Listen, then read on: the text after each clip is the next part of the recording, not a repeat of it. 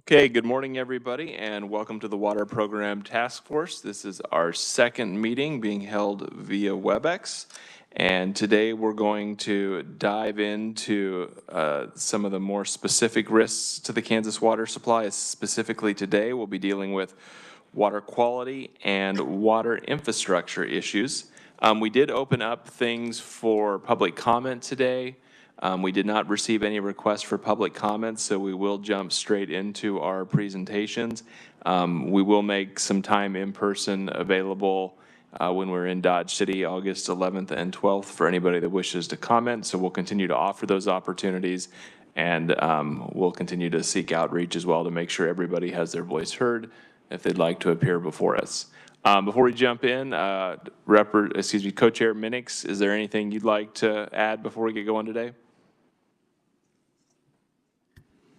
Thank you, Senator Titus. I've had lots and lots of comments from people in my area that actually listened in or looked at our meeting this last week on YouTube, and I think we're on a good trajectory. And I asked the members of the committee if they have any other questions, please give me a call.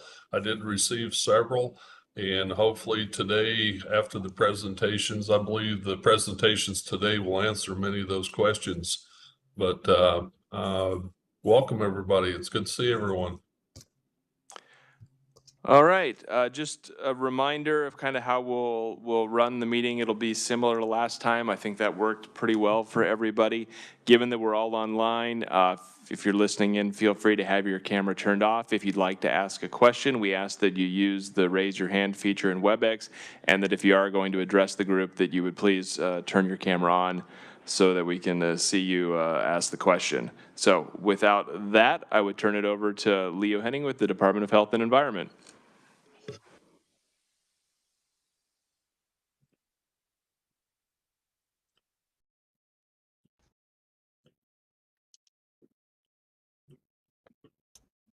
Can you hear me now? Hello? We can hear you. Okay, thank you. All right. Good morning, everyone. Hope everyone is trying to stay out of the heat. Again, thank you, Chairman Titus and Chairman Minix. I appreciate the opportunity to talk with you all this morning about water quality. Again, my name is Leo Henning. I am the Deputy Secretary and Director of Environment here at the Kansas Department of Health and Environment. I am sitting in for Tom Stiles, who retired back on July 12th of 25. Everyone, I hope, wishes Tom a good retirement. Next slide. I am not seeing the slides up. Okay, there they are. All right, next slide. All right, back. There we go. Thank you. So KDHE, Division of Environment, implements two of the major federal laws, and that is the Clean Drinking Water Act and the Safe Drinking Water Act. The Clean Water Act is a permitting process. It's called the National Pollutant Discharge Elimination System, or NPDES. And that is what allows industries and municipalities to have discharges to our surface water.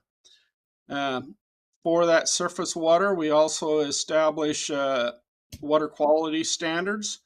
And then we use the total maximum daily load process to address any streams that are impaired. The next one is the Safe Drinking Water Act, and I'm going to talk about that much more in the infrastructure discussion later on. So I'm going to hold that discussion for now for later.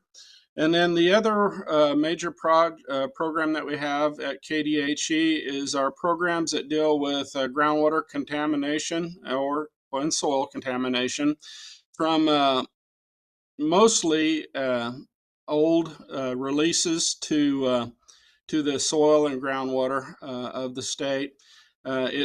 Most of the programs mirror what the EPA Superfund program, but we have specific programs for non-Superfund sites and for specific entities like underground storage tanks, above ground storage tanks, dry cleaning facilities, things like that that have impacted the groundwater quality. A couple little things before we go on is KDHE is a highly regulatory agency. We do issue permits. We do inspections to make sure that the people that have those permits are following those requirements. And we do take enforcement actions when there's a compliance issue. The other thing that I would want to mention before we leave this slide is EPA reviews all of this work that we do. They do program evaluations to make sure our programs are following the federal law. And so I just want to make sure everyone understands that these are federal programs that the state are implementing instead of EPA in the state, but we still have to follow the same requirements of the federal law. Next slide. Next slide. So let's start talking with the surface water. These are a map. This is a map of all of the streams in Kansas. And we have 30,620 stream miles that are considered waters of the U.S.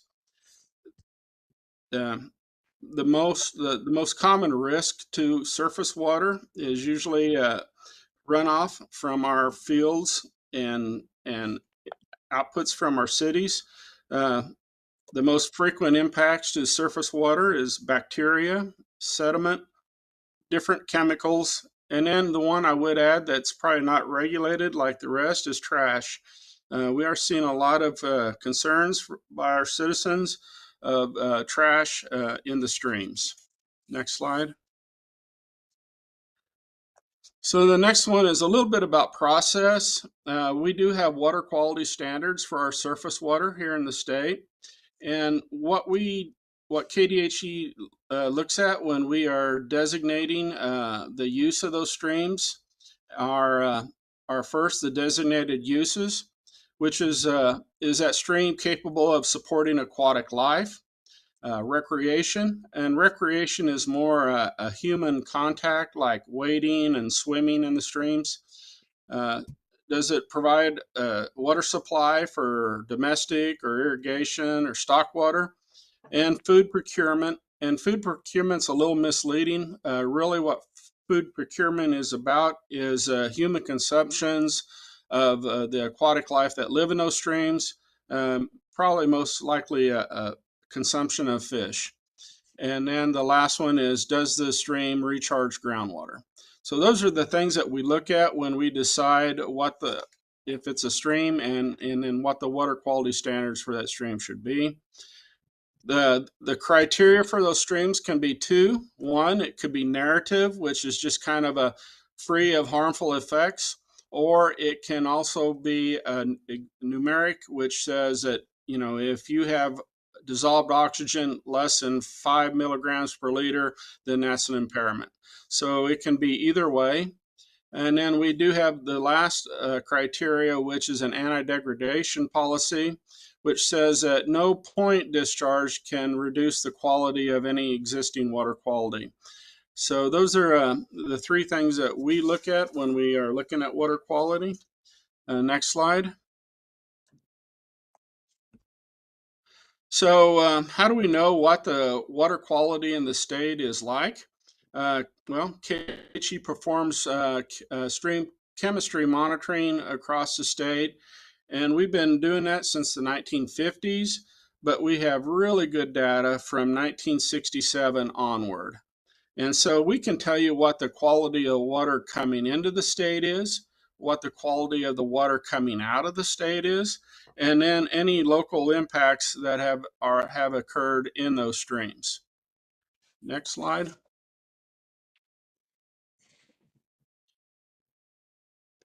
So if we have a stream that is impaired, here's the process that we use to quote unquote fix that risk. First of all, the stream has to be listed on what they call the 303D list. And we provide that list to EPA every 2 years of our impaired streams. Just some quick facts is that we have 358 reservoirs in the state, of which 256 of them are impaired. And now in our stream segments, we have 2,049 stream segments, of which 1,766 of those are impaired. Like I said, it's bacteria, sediment, and nutrients are usually the main culprits. So out of our total water bodies, about 84% of our water bodies are impaired. Next slide. So how do we fix it? This is how we do it. The process is called total maximum daily load, and what that does is we look at how much of a certain criteria pollutant is in the water at what concentrations, and then we look at how much would we have to reduce that load to make the surface water come back into compliance. And so we look at only the point sources on this activity. So if there's a stream that has, let's say, 1,000 pounds of pick something, nitrate or ammonia, and it's not meeting surface water quality standards, and we have to reduce that by 500 pounds, then we will go to the industries and municipalities in that stream segment who have a discharge permit and work with them to reduce that 500 pounds of ammonia. So that's how the TMDL process works. Again, it is only for point sources. There's another practice that we can use to help reduce stream impacts, which is called best management practices for non-point source pollution. Non-point is unregulated, and it takes a willing landowner to implement a best management practice to reduce runoff from their fields. But for the point sources, there is a specific process that we can go through to reduce that loading to that stream. Next slide. And so this has kind of been a revelation that we have noted during the last few years, and that is not all impairments are equal. A stream will show up as impaired, but many times we see that our streams are in pretty good shape during normal and low flow periods. It's only during the high runoff periods that our streams don't meet the criteria. And so just some thought around that is that, so if we have a stream that we are concerned about recreational uses of, during a high flow period, that contact that could happen or could happen in that stream probably isn't happening because it is in a high flow or flood stage. So we need to kind of think about those things as we come up with the criteria and which ones do we work on first, because some of these just don't make sense to spend too much time on if the only time we have are out of compliance is during a high flood stage. Many of our impairments are because of chlorides and sulfates, which are naturally occurring. And then in our lakes are eutrophic, which means they don't meet our quality standards. But the only time we really see a concern from the public about our lakes is when we have a harmful algal bloom. Because most of the time you can use the lakes up till for recreational purposes until they see the harmful algal blooms, and then that's when we get the calls and concerns about using the reservoirs or ponds, lakes. So the bottom line, impairments are more critical when actual use is curtailed by water quality rather than ambient levels that exceed a number. And that's an important thing that we need to remember, and I think all of us need to remember. Thank you. Next one. So let's talk about HABs just a little bit. Harmful algal blooms is what HABs are. And again, this is when we get the greatest public attention on our water quality, is when one of our reservoirs has a HAB bloom occurring to it. So to address that HAB risk, the state water plan does provide KDHE with funding to try to mitigate HABs through different pilot studies. And to date, through this year, we have tried 8 different pilot studies to try to mitigate or reduce the effects of HABs in lakes. And so that is one of the things that we do receive funding to try to address. Next slide. So what causes the HABs? And it is mostly the non-point runoff from our landscape. It's usually pollutants, nitrogen, phosphorus that has been carried off of fields and into our streams. And then as those streams feed into water bodies, lakes, ponds, the sediment and the nutrients fall out. Now they're in the lake, and so they now create a place for a harmful algal bloom to occur. So once we have the sunlight, the water temperatures, and the nutrients there, then the bacteria can have everything that they need to start reproducing at pretty crazy rates and actually take over the lake as far as the bacteria and algal blooms in the lake. They just dominate. They just take over. Next one. So there are 3 agencies that try to deal with non-point source pollution. KDHE does it through our watershed restoration and protection strategy groups, known as RAPS. The Conservation District, through the Kansas Department of Agriculture, works on HAB reductions and water runoff through their conservation districts. And then the USDA distributes funds to producers through the Federal Farm Bill. Next.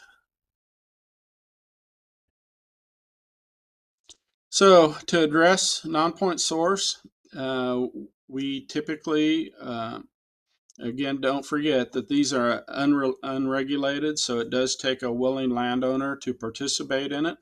But the best management practices that are usually implemented are, one, either structural, things like buffer strips or fencing or things like that, or behavior practices that will help the runoff, which are things like precision application of pesticides and nutrients, and then changing farming practices like going to no-till. These are the ways that we try to reduce the runoff from fields. What KDHE has noticed over time is that the concern with non-point source reductions and reducing runoff from our fields is really scale. We have a 100,000 acre watershed, and we get 4 or 5 ag producers willing to work on BMPs. Even though that they have done an excellent job of implementing those, there wasn't enough scale, enough people participating in a watershed area to actually make a difference. I mean, it makes a difference. We've reduced from those fields, but if it's only 5% of the fields participating, then we still have 95% of the fields that aren't, and therefore it kind of still overwhelms the system. Next slide. So drinking water, like I said, I'm going to cover that more in the infrastructure portion. So let's move on to the next slide. So I wanted to talk a little bit about the contaminated sites work that we do here at KDHE.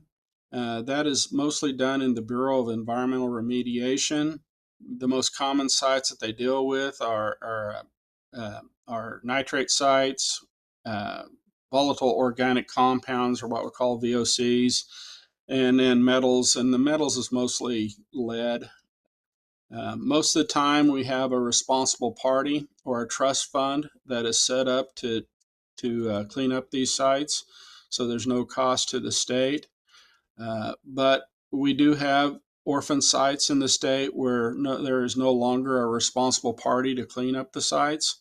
Those orphan sites are funded through the state water plan. And as of right now, we have 140 orphan sites. And just a round number is that to deal with an orphan site, it's usually about $1 million per site. Just to give you some context as to the number of sites we have in the state, right now, through all of our programs, we have about 2,750 contaminated sites still in the state, which is a lot.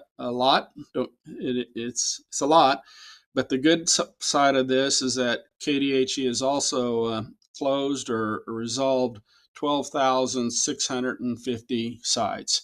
So we're on the downhill side of the contaminated sites, but there's still 2,700 contaminated sites out there that we still deal with, of which 140 of them are orphan sites.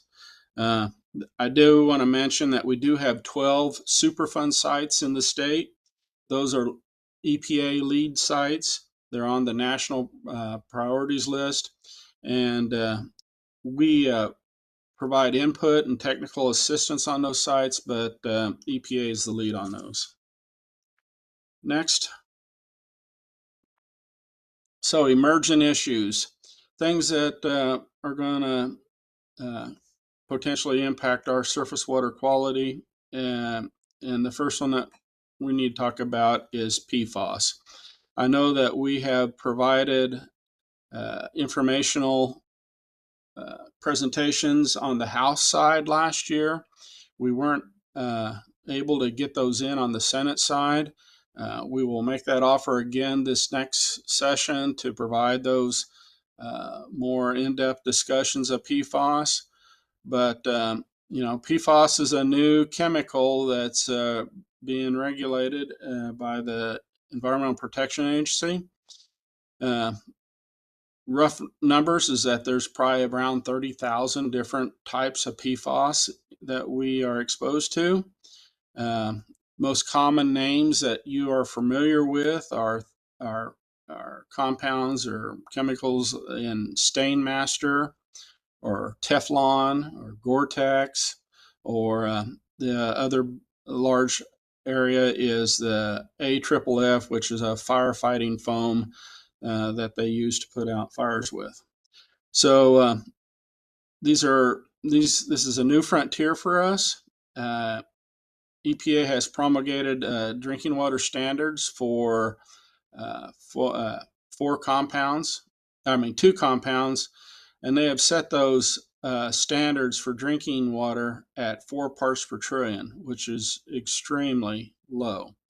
But there is a fairly good correlation between the exposure of these chemicals to human health. They are probably carcinogens, and they seem to have impacts on our livers and our kidneys and so it is a risk. So we'll have to deal with this as we go forward. Public water systems have been sampling for PFAS. They all have to be sampled by 2026. So far, we've had 92 PWS systems that have results, and another 23 have just now started. 2 of our public water systems have found PFOA and PFAS above the MCL, and we will be working with them to make sure that they are ready to comply with the federal MCLs by 2031. We also have 2 cities that have taken out SRF loans from the state, to deal with their PFAS in their wastewater treatment plants. Next slide. PFAS in surface water. We've been sampling it just to get an idea of what our impacts from PFAS are. And I'll provide a map shortly on where we have found it. The other emerging issue with PFAS is the biosolids that come out of our wastewater treatment plants. There are probably PFAS in those biosolids that have been historically applied to agricultural fields. We will have to figure out what the concentrations of PFAS in those fields are over time. Another area of concern with PFAS is landfill leachate. We have nationally, this is a place where we find high levels of leachate. High levels of PFAS is the leachate at our landfills. So let's go to the next slide. So here's a map of Kansas, where KDHE has gone out and done some preliminary sampling for PFAS in our rivers and streams. The one thing I'd want to point out is if you look at the circles that are non-detect, there are very few of them.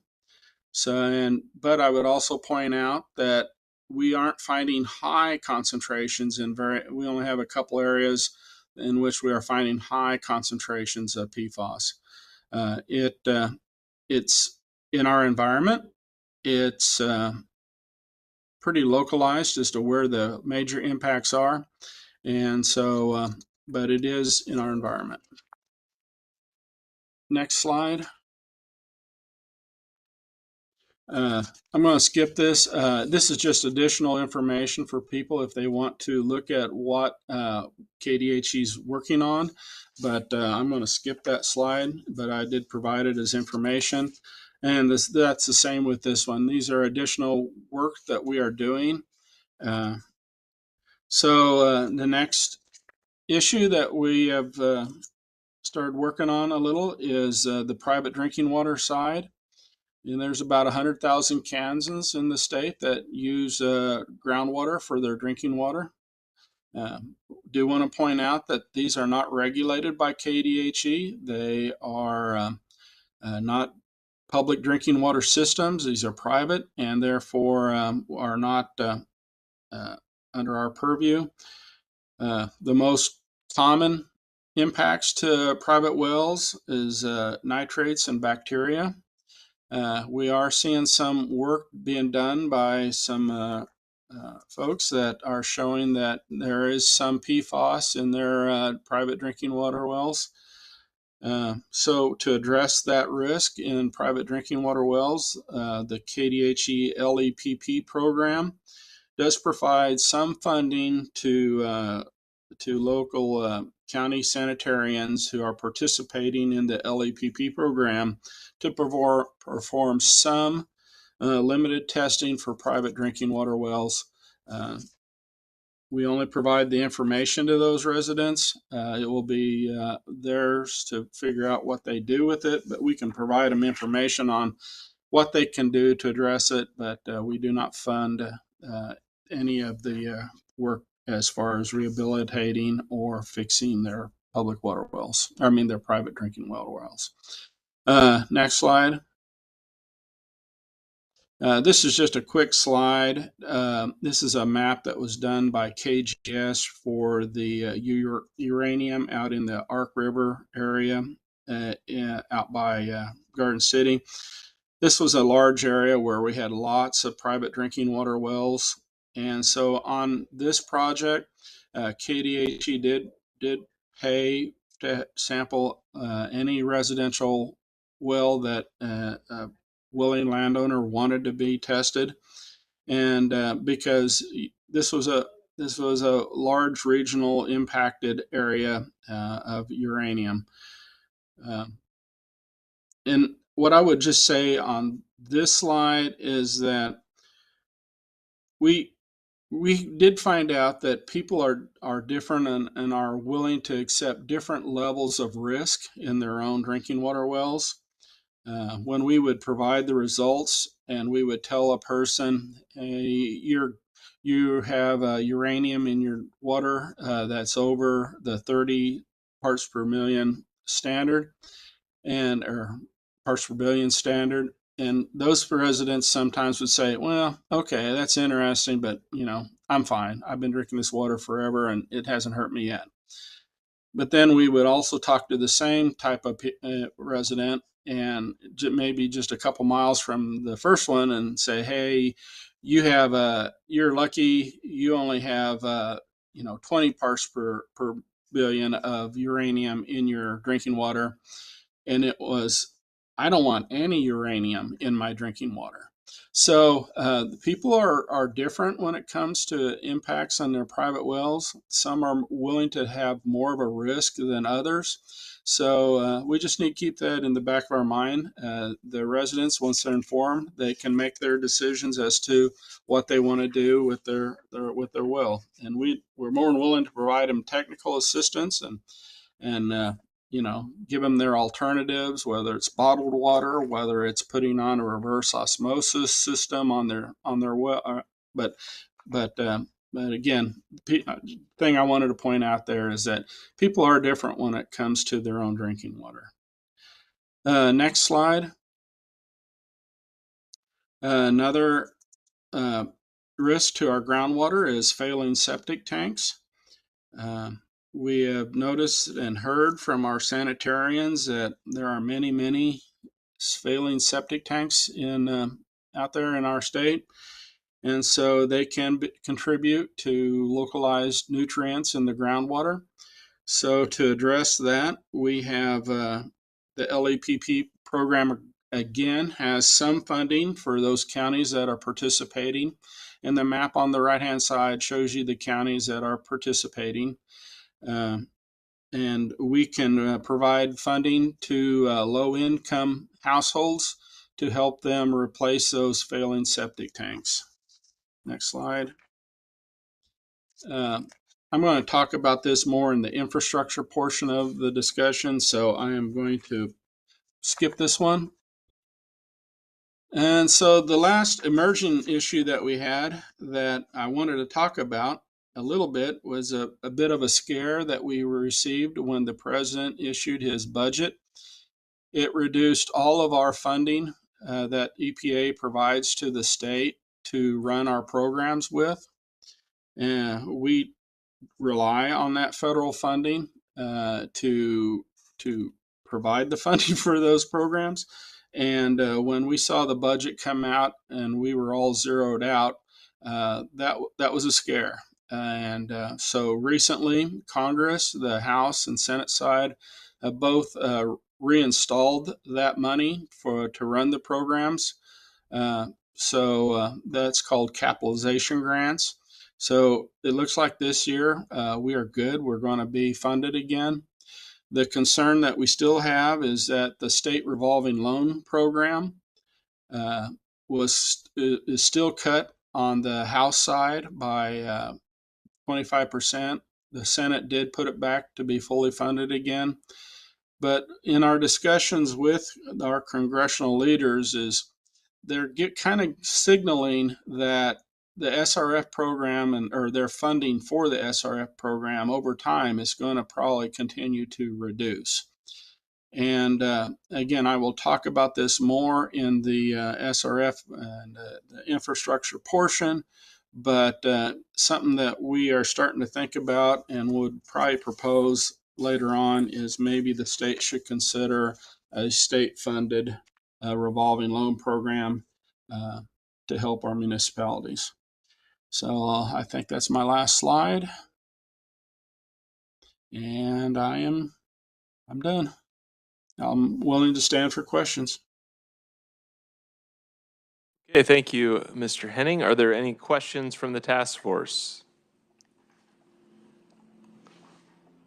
Representative Vaughn. Thank you, Mr. Chair. Good morning, everybody. Thank you, Leo, for your great presentation. You really covered a lot.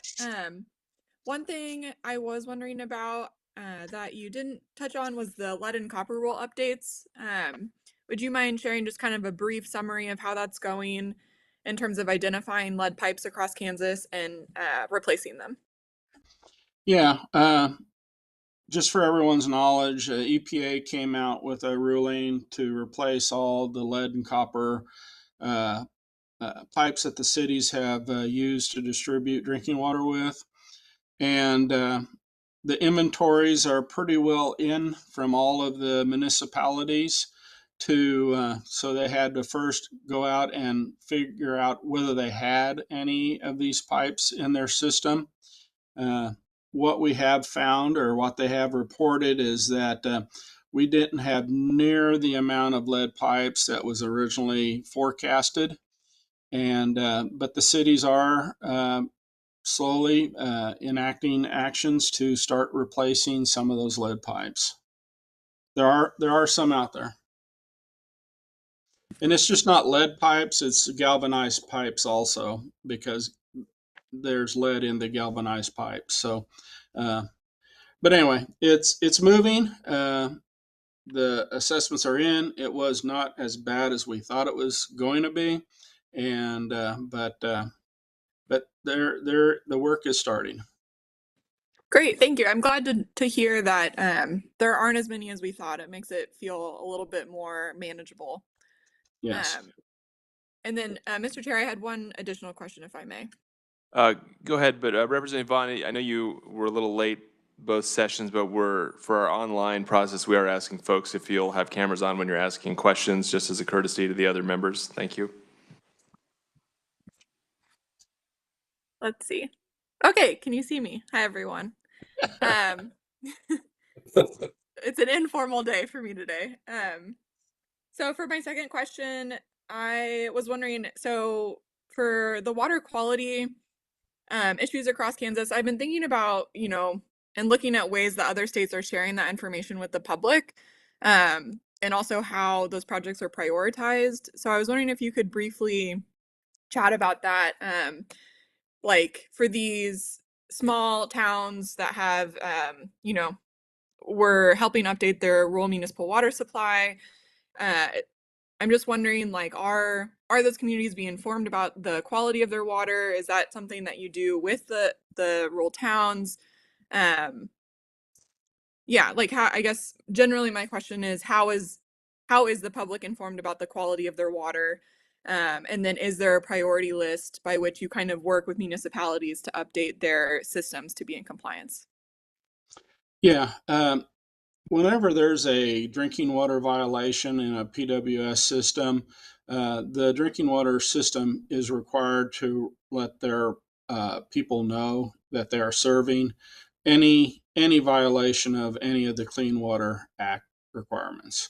So in there, usually the way it works is in their when they receive their monthly bill, there's a notice in there or information that says, uh, you know, we had a violation of XYZ.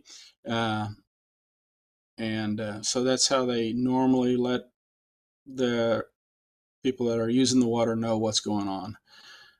So it's usually a very direct to their household notice.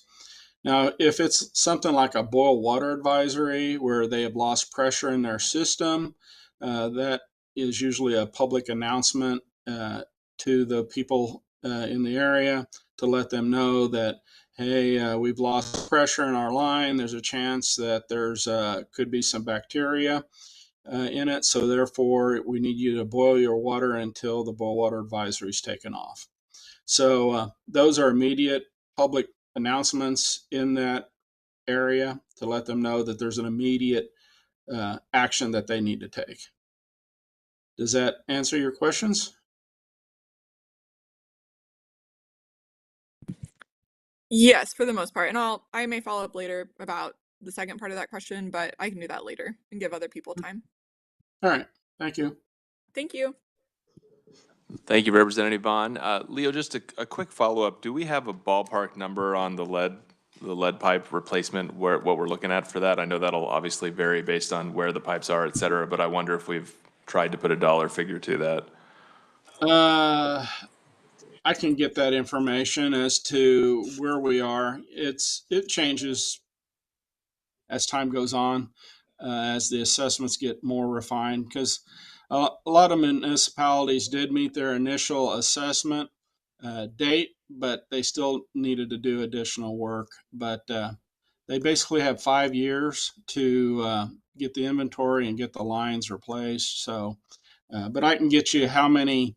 Are you looking for how many cities or how many miles of lines, or what are exactly you looking for? Really just a overall costs to the state. It doesn't need to be broken down. I'm just curious. It's a pretty wide ranging rule. I'm curious what the economic impact is. Yeah. Okay. Let me get that for you, and we'll get that back to the committee. Representative Rajes? Thank you. Good morning. Thanks, Leo. Always more information than I can digest in one setting, but we'll we'll do that. A couple of quick ones. Just again on the private wells. You have nothing to do with that as far as unless somebody comes and says, "Hey, I think I got a concern," right? I mean, as far as that's just something you don't have the time to mess with, or because it's just not in the statutes that you do that. And we'll talk more about, quantity and all that in a later program, but just to make sure we fully understand that. Yeah. So that map, that we do provide a little bit of money to those participating counties, that if a resident is concerned about water quality in their well, they can go to the local sanitarian and the sanitarian will pull a well. It's not a lot of money that we give the counties to deal with the drinking water and septic tanks, but it is some money, some seed money to help. But no, regulatorily wise, we have no authority whatsoever on private wells. As we build, Mr. Chairman, if I may, just as we build kind of this whole thing, piecing this whole program together moving forward, you talk about maybe looking at a loan program. Have you all and your team looked at what that possibly might be as far as, you know, I live around a community of about 300 people. It's a different story, say, than Shawnee County or Douglas County, or even Johnson County. So, are you looking at some of those where we may be weighted based on community or based on how it needs assessment? How have you gotten that far yet? I'm just kind of curious. So, if that's a question for me, I think we're going to Yeah. discuss infrastructure more Okay. in the next section. But Okay. yes, we do have some funding available through uh, House Bill 2302 Right. to deal with the small communities. But there is a mechanism to deal with the communities and financing their upgrades. Uh, the state revolving loan idea that I just put out there is because the federal dollars are probably shrinking over time, and we have communities right now that are wanting to be in the state revolving loan and receive a loan, but we don't have the funding to give to them. Right. So but I think we can cover a lot more of that in the next session. Okay. Well, I just, as we kind of start this process as it got brought up, I thought it probably may have a different way, but this was maybe something new, because we do already have that program. And so as if we're going to look at expanding it then, and kind of what that would take the place of, say, another program, but then how can we best, like almost everything else, serve based on whatever that criteria is. And I'll look forward to having that discussion down the road. Thank you, Mr. Chairman. Dr. Mel? Hello, Mr. Henning and committee, and I apologize. I am not in a place where I'm able to turn on my camera, but I will be sure to do so moving forward. I apologize about that, Senator Titus.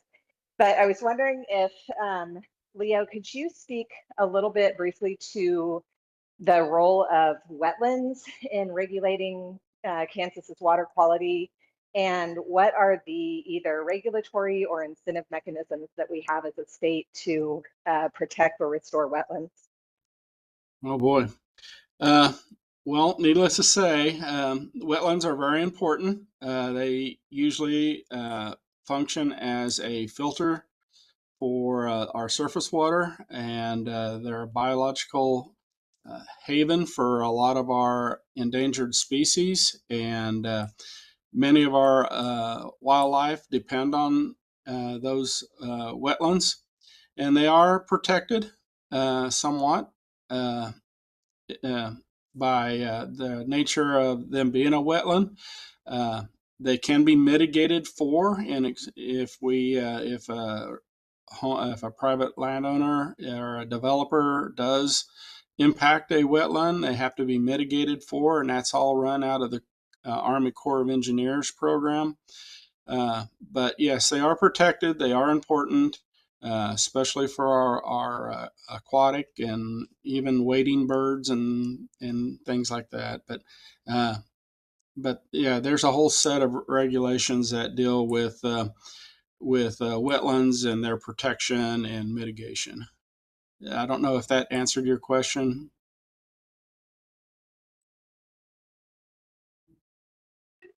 Yes, that does answer my question. Did we see any loss of those protections with the Sackett decision on the federal level? We don't I'm think sorry, so. I'm asking you loaded questions, but Yeah, we don't curious. think so. We don't think we've lost anything because of the Sackett decision in the Supreme Court. We think that our rules are the same. They haven't changed. They are protective of wetlands. So I don't, even though Sackett's ruling is different than what some people wanted, we don't feel like it impacted our ability to protect the wetlands. Great, thank you. Leo, I have a couple for you, and to kind of build off that last one with Sackett, and WOTUS has really been waters of the United States and how that's applied. That's really been a swinging pendulum over the last 10 years, and I know folks kind of crave some certainty, especially if you're in the regulated community. But you started to kind of get into this, but a lot of states and a lot of articles have spilled a lot of digital ink over their concerns about all of these exposed environments and wetlands. And through my experience, Kansas has, because of, each state sort of takes the EPA law in its own way, and we have our own standards. Could you just go into a little detail about why you answer that and say Kansas hasn't really been overly concerned about some of that? Yeah, generally, I would just say that the statutes that we follow for protection of surface water quality has not changed because of Sackett. Sackett really was more about which streams are covered under the Clean Water Act. There was a push to have more streams covered under the Clean Water Act, and the Sackett decision really put it back to where we were originally. And so we don't see any change whatsoever on our ability to protect any of our waterways. So I don't know if that answers your questions without going into specifics as to this is what our statute says and it hasn't changed. But we feel very comfortable that nothing will change in our state because of the Sackett ruling or when the EPA was trying to expand what a water of the U.S. was. Well, I think that's a good answer for now. And I'll ask this one, and feel free to punt for the infrastructure if I cross into something you're going to cover. But one of the things that I at least anecdotally see is that public water supply systems are reacting to nitrate levels, and that seems to be one of the big cost drivers. It's sort of a general question about how big of a problem this is, what are the real public health concerns, and kind of reactions to that. And like I say, feel free to punt that to the next presentation as well. So I do cover nitrate in groundwater, because it's really nitrates in groundwater is a major concern, and so I will cover that when we talk about public drinking water systems and the infrastructure part of it. But yeah, I mean, if you look in the crystal ball as to where this is going, it's gonna it could become much worse as far as for the municipalities and the cost to us going into the future. Very good. Last call for questions for this round of questions for Mr. Henning. Mr. Chairman, I've got one. Go ahead, Mr. Swati. Yeah. Thanks, Leo. Your nice job on the clearing 12,000, I guess, were they orphan sites? Was there, I have a feeling, I know there's probably a bunch of those in a certain category, but what is that? Are those old tank batteries and things, or? Okay. Yeah, the lion's share of our contamination in the state was our underground storage tank program. Every gas station that we've ever had since the 20s, they had there was, you stick a steel barrel into the ground, it's going to leak over time. So probably a large portion of those, probably at least 75% of those are underground storage tank sites. Okay. Thanks. Thank you, Mr. Chairman. Okay, seeing no other questions, Leo, take a break. We appreciate the information. We'll move on to the infrastructure management and resiliency portion of our agenda. We'll start off with extreme weather. Matt Unruh, Assistant Director of the Kansas Water Office, will present.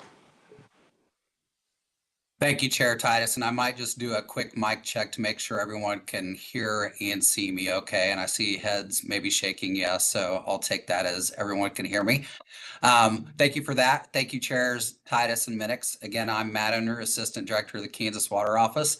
I'd like to thank the Water Program Task Force for this opportunity to speak today on additional priorities identified within the Kansas Water Plan and the Kansas Water Plan Implementation Framework.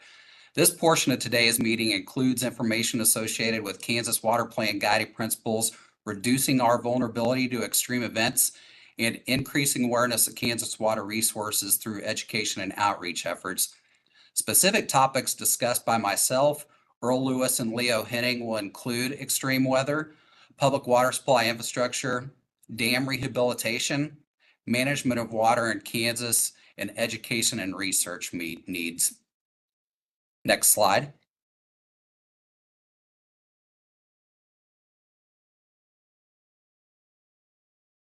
Let's go to the next slide too. That was my overview. Very good. Thank you. So in your first task force meeting, information presented by the Kansas Geological Survey, Kansas Department of Agriculture, and Kansas Water Office did a good job of illustrating future water supply challenges associated with the declines of the High Plains Aquifer, as well as reservoir sedimentation. These challenges highlight that water demands in Kansas, when coupled with decreasing available water supplies due to current aquifer decline levels and reservoir sedimentation rates, will be operating in future deficit conditions. In the most simple terms, supply will not meet demand. These supply-demand projections become increasingly challenging when accounting for the extremes of our Kansas weather, especially our swings from flood to drought conditions. Current trends and future projections, particularly for precipitation, temperature, evapotranspiration, population, and new high water use developments, underscore some of the challenges associated with planning for our state's water future. Next slide. As all of us are aware, Kansas is a land of extreme weather. We frequently see quick changes from above normal to below normal temperatures and precipitation, but analysis of long-term trends and future projections play a key part in water supply planning. The graphic on the screen now shows nationwide trends in temperature in relation to recorded normal levels for climatic average periods dating back to the early 1900s. These averages show increasing temperature trends, particularly over the last 40 years, for all of Kansas and the lower 48 states. Research also indicates that these increasing temperature trends are anticipated to continue into the future. Even small increases in average temperatures result in increased evaporation and evapotranspiration, raising the risk of heat waves, wildfires, and droughts, thus making our state increasingly susceptible to extreme events which are increasing in frequency, duration, and intensity. Next slide. Precipitation in Kansas varies greatly from year to year, as we are in a transition zone from the relatively abundant precipitation in the eastern United States to relatively little precipitation in the arid West.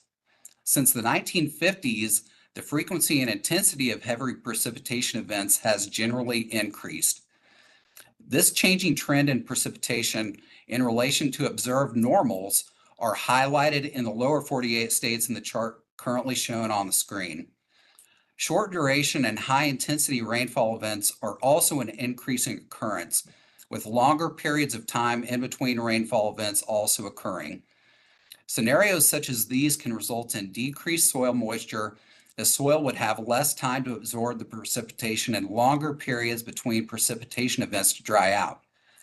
This creates a direct negative impact on agriculture and puts a greater strain on water supply infrastructure at all levels, including surface and ground raw water sources, drinking water and wastewater infrastructure, and flood control infrastructure. Next slide. Precipitation extremes within short distances is another challenge for water planning in our state.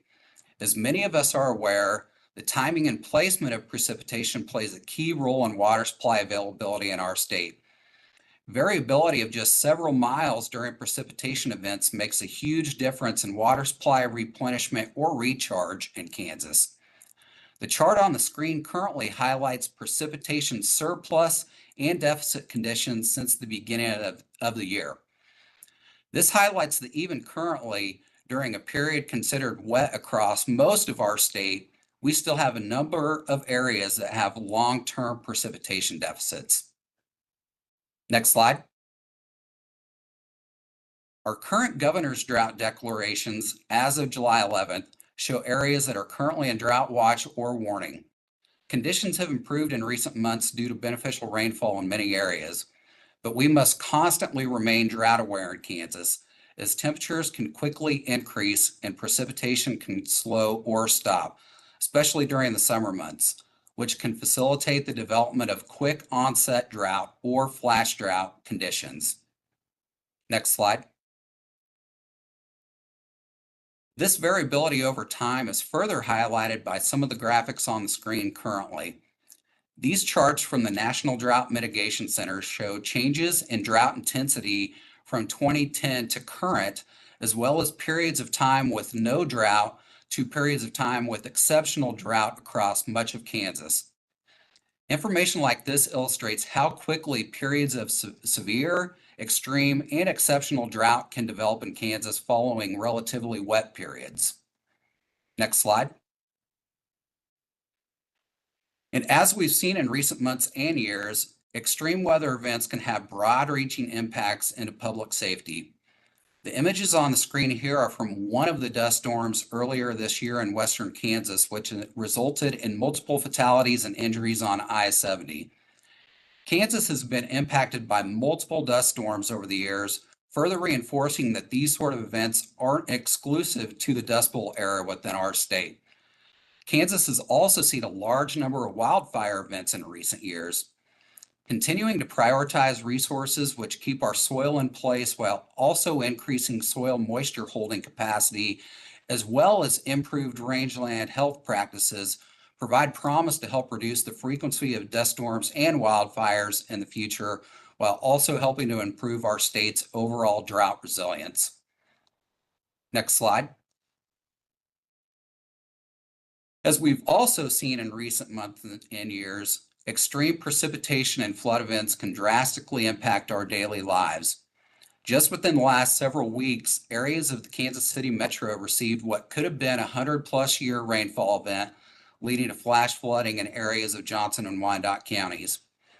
We've also seen Cheney Lake, a primary water supply source for the city of Wichita and their wholesale customers, go from historically low levels to top of conservation pool within the course of weeks. The lower Missouri River Basin, of which Kansas is a part of, experienced 300+ year flood events within 30 years, 1993, 2011, and 2019. Also, over the past decade plus, the lower Missouri River Basin has experienced its first, second, and fourth highest runoff years on record. The 2019 Missouri River flood caused billions of dollars in damages to agriculture and infrastructure for communities in Iowa, Nebraska, Kansas, and Missouri. Repair costs to levee infrastructure alone in the lower basin from this flood event was estimated at approximately $1.2 billion. There is much more information that is relevant to this specific topic of extreme weather events within our state and water supply planning in Kansas, which we don't have time to cover today. But some key points for consideration for the task force could include: 1, access to comprehensive real-time water and weather data, future projection data, and historic climatological data is critical for long-term water supply planning, as well as flood and drought monitoring and response activities.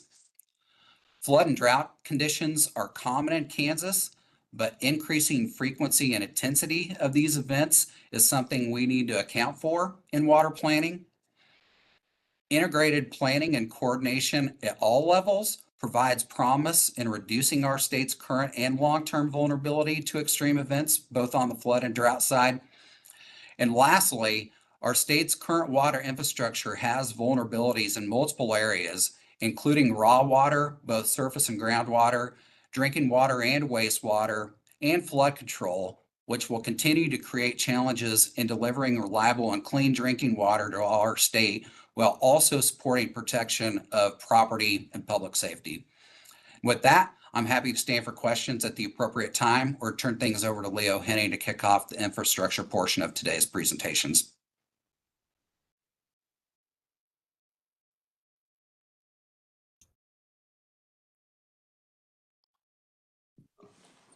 Thank you, Matt. Could you just expound a little bit when you say integrated planning at all levels? What exactly do you have in mind with that? So I guess in concept too, and there's a lot of I guess terminology associated with this. In some cases, it's one water type planning where you try to incorporate basically various water use or water management related activities and actions into one planning framework. So if you're looking at water supply planning, water quality planning, flood management planning, drought management and planning, concepts that have overall integration of those various themes, ecosystem restoration and whatnot into one planning framework. That's an area that a lot of, I guess, local and regional areas are starting to pursue one water planning efforts for water infrastructure and water management.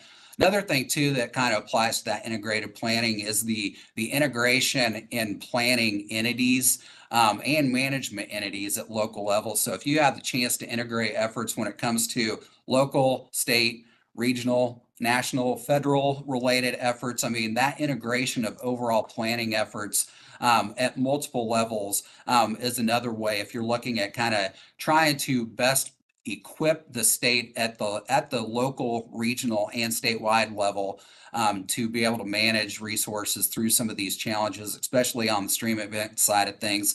Those would be some of the concepts incorporated within that. So integration, coordination, one planning effort to help support implementation and management at multiple levels. That's really some of the concepts that are built into that integrated planning framework. Is that something you think that fits more with the traditional water agencies, water office, DWR, health and environment, or is this something that's more of an adjutant general project, or all of the above? Or how does, I know there's some drought response that happens together, but how does that look in a perfect world? Yeah, appreciate the question there too. And honestly, in the perfect world scenario, I think that's coordinated at multiple levels. If you're looking at, I guess, the incorporation of water supply planning and the various aspects of management, whether it's emergency response, quantity or quality. That interagency coordination at the state level definitely plays a key role in that, but incorporation of that planning framework at the local and regional levels as well, and identifying kind of the key players in those various spaces to support that overall coordination from state to local, I think is something that would provide some promise in this space as well. All right, any questions for Matt? Okay, seeing none, thank you, Matt. Next up, Leo Henning with Public Water Supply Infrastructure. All right, thank you again. Again, Leo Henning. So we're going to talk about drinking water systems a little bit right now. And again, I would just say that general public expects that when they turn on their faucet, that there's going to be good high quality water coming out of it. And when they flush your toilet, that waste is going to go to a place and be treated and be discharged to the stream. And everything will be in compliance with all the requirements. So with that, just some population information. 96.5% of Kansans get their drinking water from a PWS system. And 98% of those systems are fully compliant with all state and federal standards. There are 856 PWS systems in the state. Out of those 856 PWS systems that are in the state, 91.5% are in full compliance with all the health-based violations. Of the 73 PWS systems that do have violations, 71% of those serve a population of 500 or less. So the bottom line here is that the small towns are the ones that have the most difficulty staying in compliance with the rules.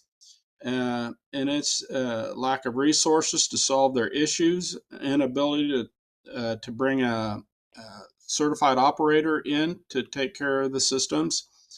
And they just lack the resources because of their small size to fix some of the issues that they have in their systems. Next slide. So what is the standard for drinking water systems? It's called the maximum contaminant levels, or MCLs.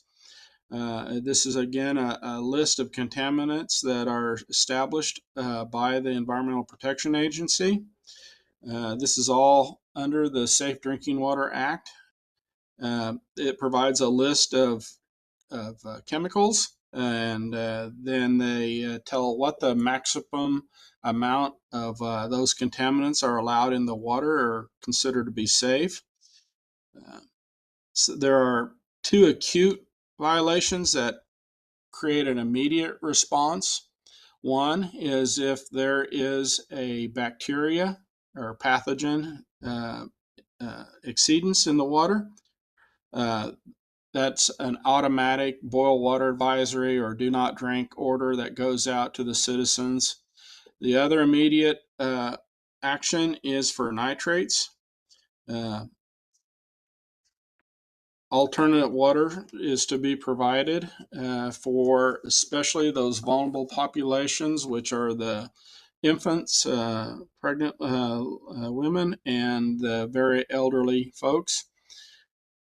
Remedies involving infrastructure upgrades often take years to come back into compliance once you have an exceedance with especially nitrates. Next slide.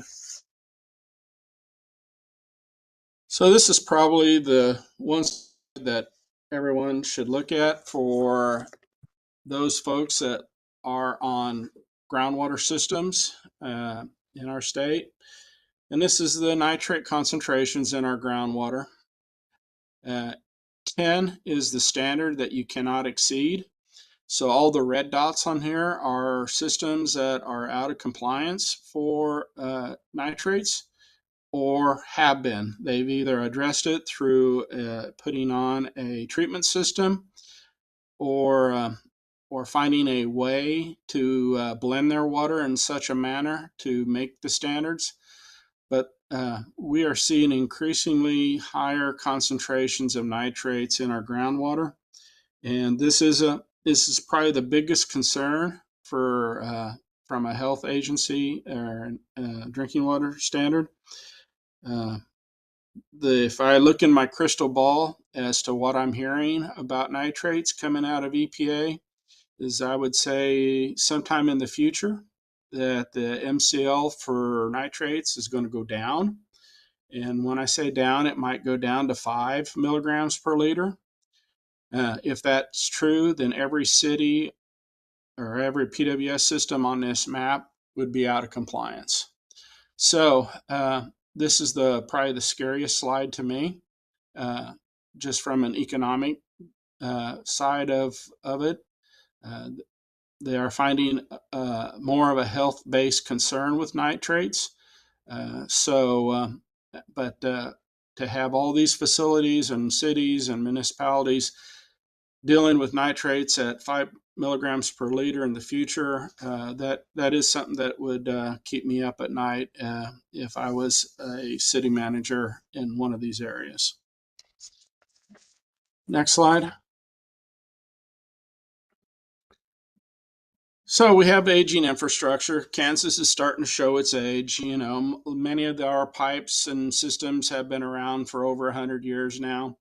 And so we probably haven't done the greatest job of forecasting replacement costs for pipes and systems and wastewater treatment systems. The federal lead and copper rule came out, and that has forced many of our municipalities to look at the lead and galvanized pipes, and they have 10 years to replace those. Treatment facilities need to be upgraded. Next slide. So more risks for our municipalities is our drinking water sources are shrinking. We have less and less water that can be now used for drinking water. And even though our cities are growing because of economic stimulus, and it's great to see cities growing, their existing sources of water they are shrinking. So the other thing, so what they're looking at is some of our cities are looking at regionalization to solve their compliance issues, connecting to another city that has good water or has the volume that they can share. That is something that many of the cities are starting to look at. And then the next one is many of the cities have to look at new treatment facilities to take them into the next 50 to 100 years. Next one. So the current alternatives or how they're fixing their problems, our cities, is one. A lot of them are installing reverse osmosis ion exchange to deal with their contaminated nitrates in their groundwater. That's the most expensive alternative. The next one is the interconnection with other cities to try to give them another source of water. A lot of times the city can blend their water, maybe shut off a well that's got high nitrates in it and pump some other wells that are smaller or less contaminated so that they can meet their standards. And then they can always go out and try to drill new wells and see if they can find areas that haven't been impacted. But these are the ways that cities are typically dealing with their nitrate concerns. Next. So how does KDHE help in this? We have two revolving loan fund programs. One is for drinking water and one is for wastewater. We've been definitely loaning out a lot of money, especially in the last 4 years. There's been a lot of demand. one of the concerns that we have is the congressional earmarks that come out. Our congressmen are coming up with earmarks for certain communities that money comes off the top of the SRF program. So therefore, there's less money to loan out by the state to other municipalities. So that is reducing the amount of money that the state has to loan out by up to 50% this next year. And so just an idea to give you an idea for what we expect to happen this year. We expect to loan out, make 58 loans for $516 million and 27 loans for $78 million to 27 PWS systems. What we are seeing is that there will be 6 wastewater projects and 68 public water system projects for about $600 million that we will not have money to loan to them, even though they're ready to go. We know about them. We just won't have the money to loan them. So that's just one of the infrastructure concerns that we have is we have cities ready and needing to upgrade, and we can't provide them the money to start their projects. Next. So to discuss the small town infrastructure issues, we started a program several years back where we received some American Rescue Plan dollars and for $10 million. And we loaned that out, or basically gave them out as grants to municipalities that were smaller than 1,000 people, and they were having compliance issues. Without this funding, they would never get back into compliance. So we were able to get some of the ARPA money and get that loaned out. Then the next year, the state water plan provided $3.2 million to KDHE to help small communities. And then the last year, we received $16 million of state general funds to loan out to those small communities with compliance issues. So that's how the small town grant program began. Next slide. Then in House Bill 2302, it created a fund that goes to the Kansas Water Office to loan out to communities of 2,000 or fewer. And it's basically $5 million for technical assistance and $12 million for water projects. And just a quick, some numbers here in 2025, Water Office received 269 applications, requesting $233 million of aid, of which they only had $27 million available to loan out or to grant out. But that's how we're dealing with our smaller communities. Next slide. Water reuse. We are now seeing a little more interest in water reuse. And I would just say that, historically we've had water reuse at KDHE. One is we've always allowed wastewater coming out of the wastewater treatment plant to be used for irrigation purposes, mostly in golf courses and parks. There is some indirect potable reuse that occurs just because of the nature of the way we are. Manhattan uses water and discharges it to the Kansas River. As it goes down, Topeka picks it up, uses it and discharges it to the river, and so forth on down the line. So we've had that indirect potable reuse for years. Garden City and Dodge City are both looking at a managed aquifer recharge for indirect potable reuse. And then just recently, Wichita has had some discussions about going to direct potable reuse, which is you take the wastewater and you put it right back into your drinking water system, and it gets treated and goes out as drinking water again. So there is interest in that, in not just Wichita, but other cities of moving in that direction. Next. Just a couple of examples of recent things that have gone on. I hope most people have heard about Caney, where they ran out of water.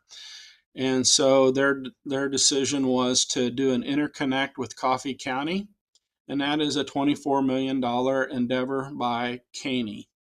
And the second bullet there is just an example of what it would cost for Caney if they were to get a loan to try to fix their problem.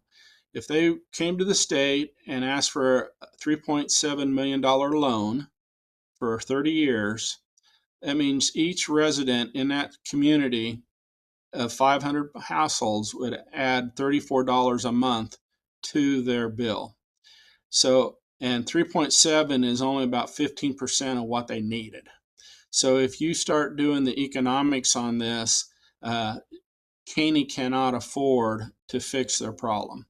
So this is an issue that we have in many parts of the state, where the communities just cannot afford to do what they need to be in compliance and to have for Caney water. And then for Wichita, they have just spent $500 million on a new water treatment plant for their drinking water. And they are now also endeavoring for another $400 million for a wastewater treatment facility. So our municipalities are more than willing to invest in their infrastructure, but it's not cheap. And when you look at the cost of these projects, funding them is a major hurdle for all of our communities.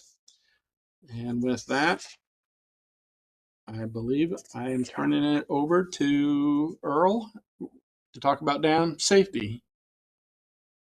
Let's go ahead and hold for questions for Leo here before we jump to okay. I'm dam sorry. safety. Yep. Oz, when you on the nitrates slide, you talk about really the cost to the municipalities of filtering out the nitrates. Are we doing anything on the front end to keep the nitrates from getting into the water supply? Well, most of the nitrates that are getting into the water supply are agricultural related, and therefore somewhat difficult. And it's mostly old processes where when fertilizer was inexpensive and more fertilizer was good. As farmers moved more to precision farming and applying what they need, hopefully these concentrations will go down. But when you've impacted a groundwater, and we're talking miles and miles of groundwater, once it's there, the only way you get it out is to pump it out and treat it. And so the impacts to groundwater over time has been huge. And there's not an easy solution. If every ag producer today stopped applying fertilizer, we would still deal with the nitrates in the groundwater. Thank you. I know Nebraska with their NRDs has been more proactive in some of this. Their levels are higher because of their soil type and things like that. Have we looked at any other programs or other states at what they've done to try and manage this or get reporting or things like that? Well, yeah, I mean, we have our own programs here with RAPS and the Division of Conservation to address current practices, especially the precision farming activities, to reduce the amount of nitrogen that is being applied. But it's once the nitrate is in the groundwater, it's hard to you don't have very many options to deal with it. So as nitrogen has become more expensive, I think it's that by itself will help reduce the amount of nitrates that are being put on the ground. But you know, it's a that's a hard thing to do, is to have to reduce the amount of nitrogen being put on farm fields. I mean, in Nebraska, there is some discussion and actions where they now, the farmers do have to report how much nitrogen they put on their ground. That is something that we have thought about, but we haven't moved on it because that would be a difficult lift, I would think, in our state. Thank you, Leo. Representative Vaughn? Thank you, Mr. Chair. Thank you, Leo, again. A couple of follow-up questions. So you talked a little bit about the non-potable reuse and areas that are, wanting to reuse some of their groundwater in particular. I was just wondering, are there like standards or regulatory standards around the quality of non-potable water for reuse? Right. Well, there's standards on the discharge from the facility. They have to meet surface water quality standards. And then, needless to say, if we are using it for drinking water, that drinking water has to meet all the Clean Water Act requirements. I mean, is it the assumption that that water is then safe to be used for agriculture, like the percolation filters out any additional contaminants or things like that that we might otherwise be concerned about? Yeah, I mean, the water quality coming out of our wastewater treatment plants and our larger municipalities is very good quality water and can be put on the ground for irrigation with no concerns from us. Okay, great. And then I had one additional question. I will caveat that a little bit in that PFAS is a new world. So as we deal with PFAS, that is going to be maybe a game changer for many people. Yeah, I'm interested to follow that as well, especially if any of that PFAS starts turning up in root systems or things like that, if it's being used on fields. Kind of a separate question from that. I know this is a little bit of a dirty word and we've talked about it a little bit previously, but what are the discussions around regionalization for public water supply systems in rural communities? Things like, we hear about Caney and other small towns where we have our, certain rural water supply systems, but are there conversations around regionalization to reduce impairments into the future and increase the security of that water supply for our small communities? Yeah, I think it's more regionalization isn't such a bad word anymore. I mean, That's there good. are a lot of communities that like their own water system and their own control, and there is always some discussion around that. But the I think people are starting to realize that it might be better to buy water from a rural water district than it is to have their own system, just from an economic and meeting standards and not needing a certified operator and all those things that go with owning a PWS. So it's becoming more popular than it used to be. I don't think everyone's going to do it right away, but it is something that we now ask when someone wants a loan is, have you considered regionalization?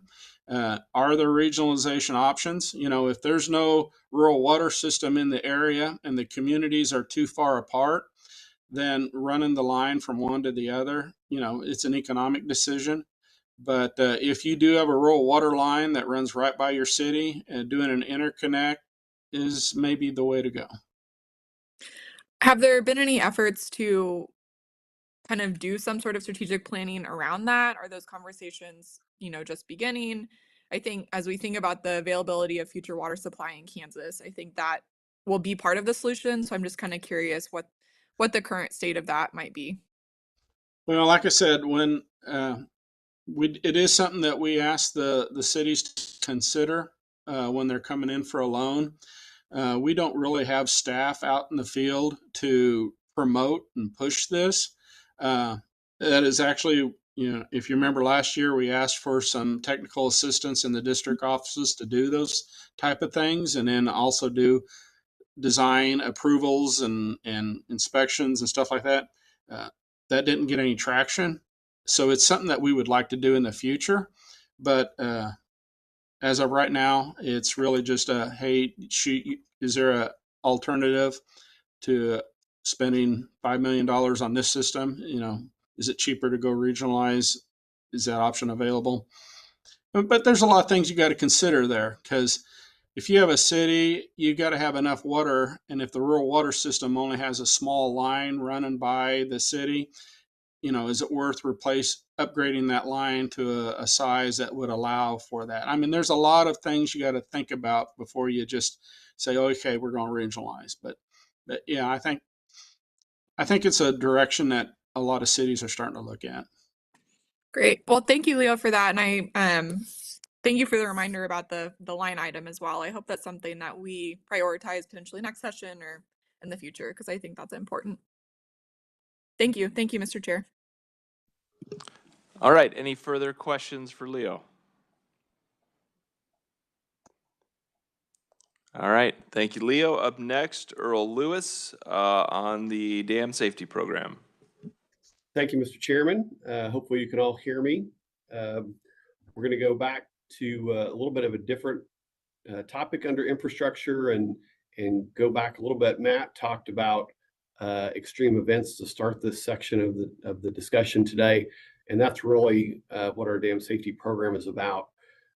First and foremost, I think everyone needs to be aware when we talk about dam safety, it's primarily a public safety program. The purpose is to reduce risk to life and property from dam incidents, failures, primarily during flooding situations. So let's go to the next slide, please. In Kansas, when we think about dams, there's really three different, kind of categorical sizes. Think about your farm ponds, which are not regulated from a dam safety standpoint.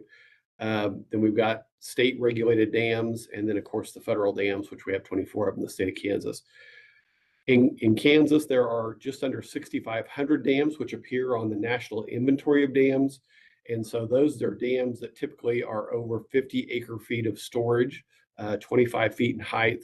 So think about a small or a large pond that may be 10 surface acres or something along those lines.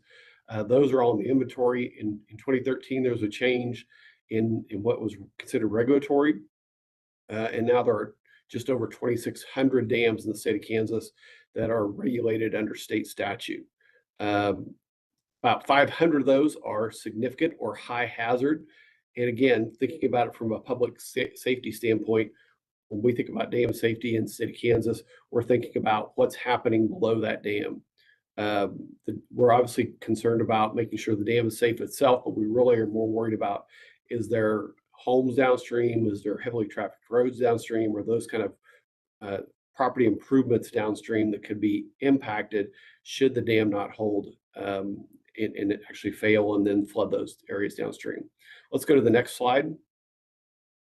And so typically we've thought about those high and significant hazard dams as being around our urban areas, which for the most part they are. But this map shows where the high and significant hazard dams are at. So significant in blue and high hazard in red, all across the state. And so again, more concentrated around our urban areas. But again, we have high and significant hazard dams all across the state. And again, we think about what is downstream from those dams is what's important. Let's go to the next slide, please. From the big picture, all dams are potentially dangerous if they're not constructed well, if they're not maintained well. They can pose a risk for public safety and property. But again, as the size of those dams grow and as the age grows, then the potential hazard grows as well. As dams age, just like everything else, just as Leo just mentioned, as our infrastructure ages, then we have issues with potential failure.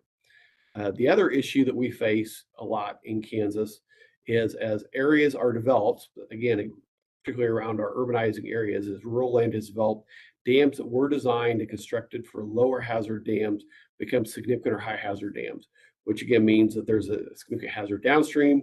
And typically that means that the construction standards or the amount of we call freeboard, the amount of water that can be held behind that dam before water starts to go to the top has to increase. And so there's an increased cost to the dam owner based on what's happening downstream. Each significant hazard dam has to be inspected on a 5-year rotation. Each high hazard dam needs to be inspected on a 3-year rotation. And currently, under Kansas law, the responsibility for that inspection is borne by the dam owner. And so each 3 to 5 years, depending on if it's a high hazard dam, you get a letter from us that says it's time for you to go out and get your dam inspected. That means you go out and hire a consulting firm or an engineer that will come out and inspect the dam. And typically that can cost anywhere from $5,000 to $7,000 each time. And so again, there's a significant impact just on the inspection side if something happens downstream.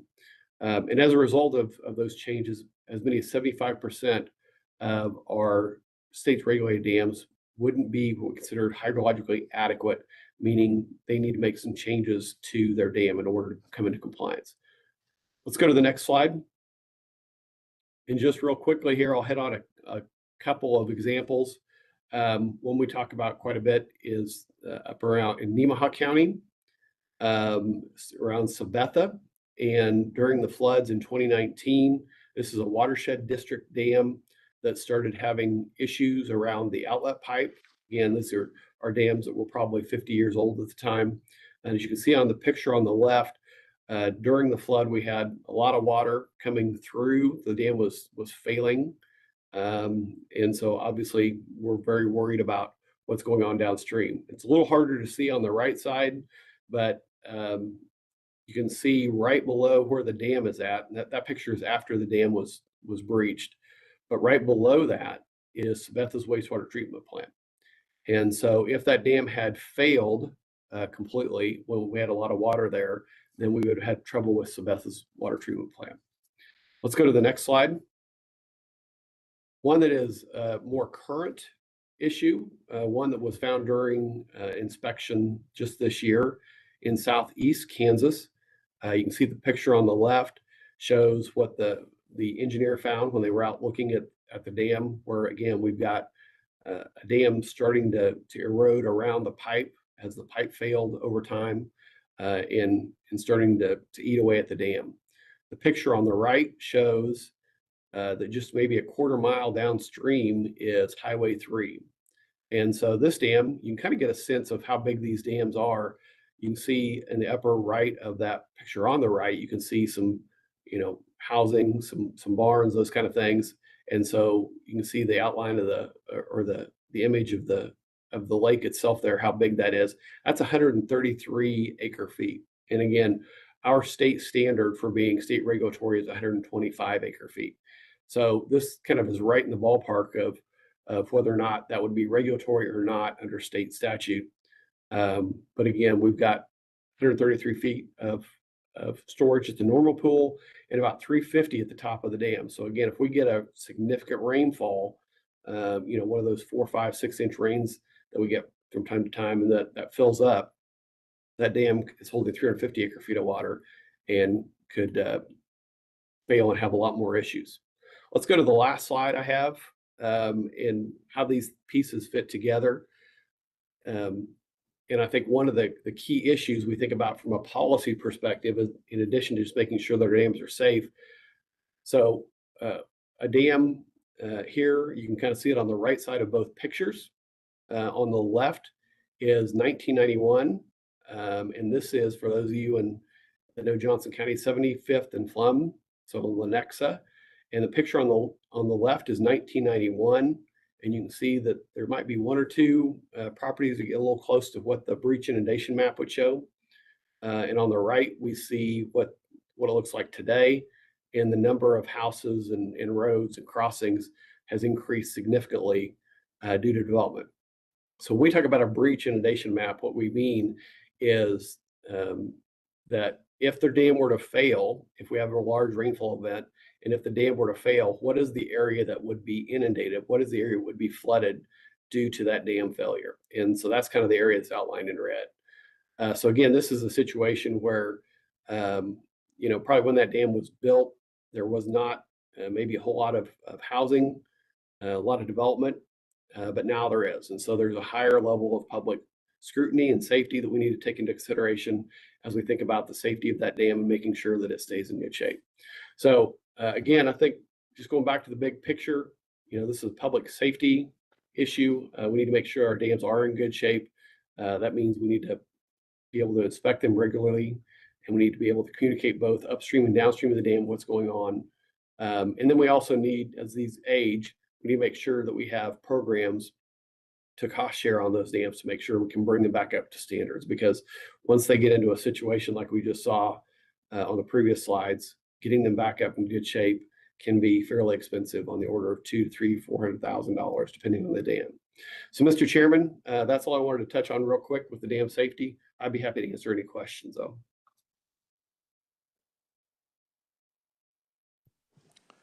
Committee, do we have any questions for the Chief Engineer?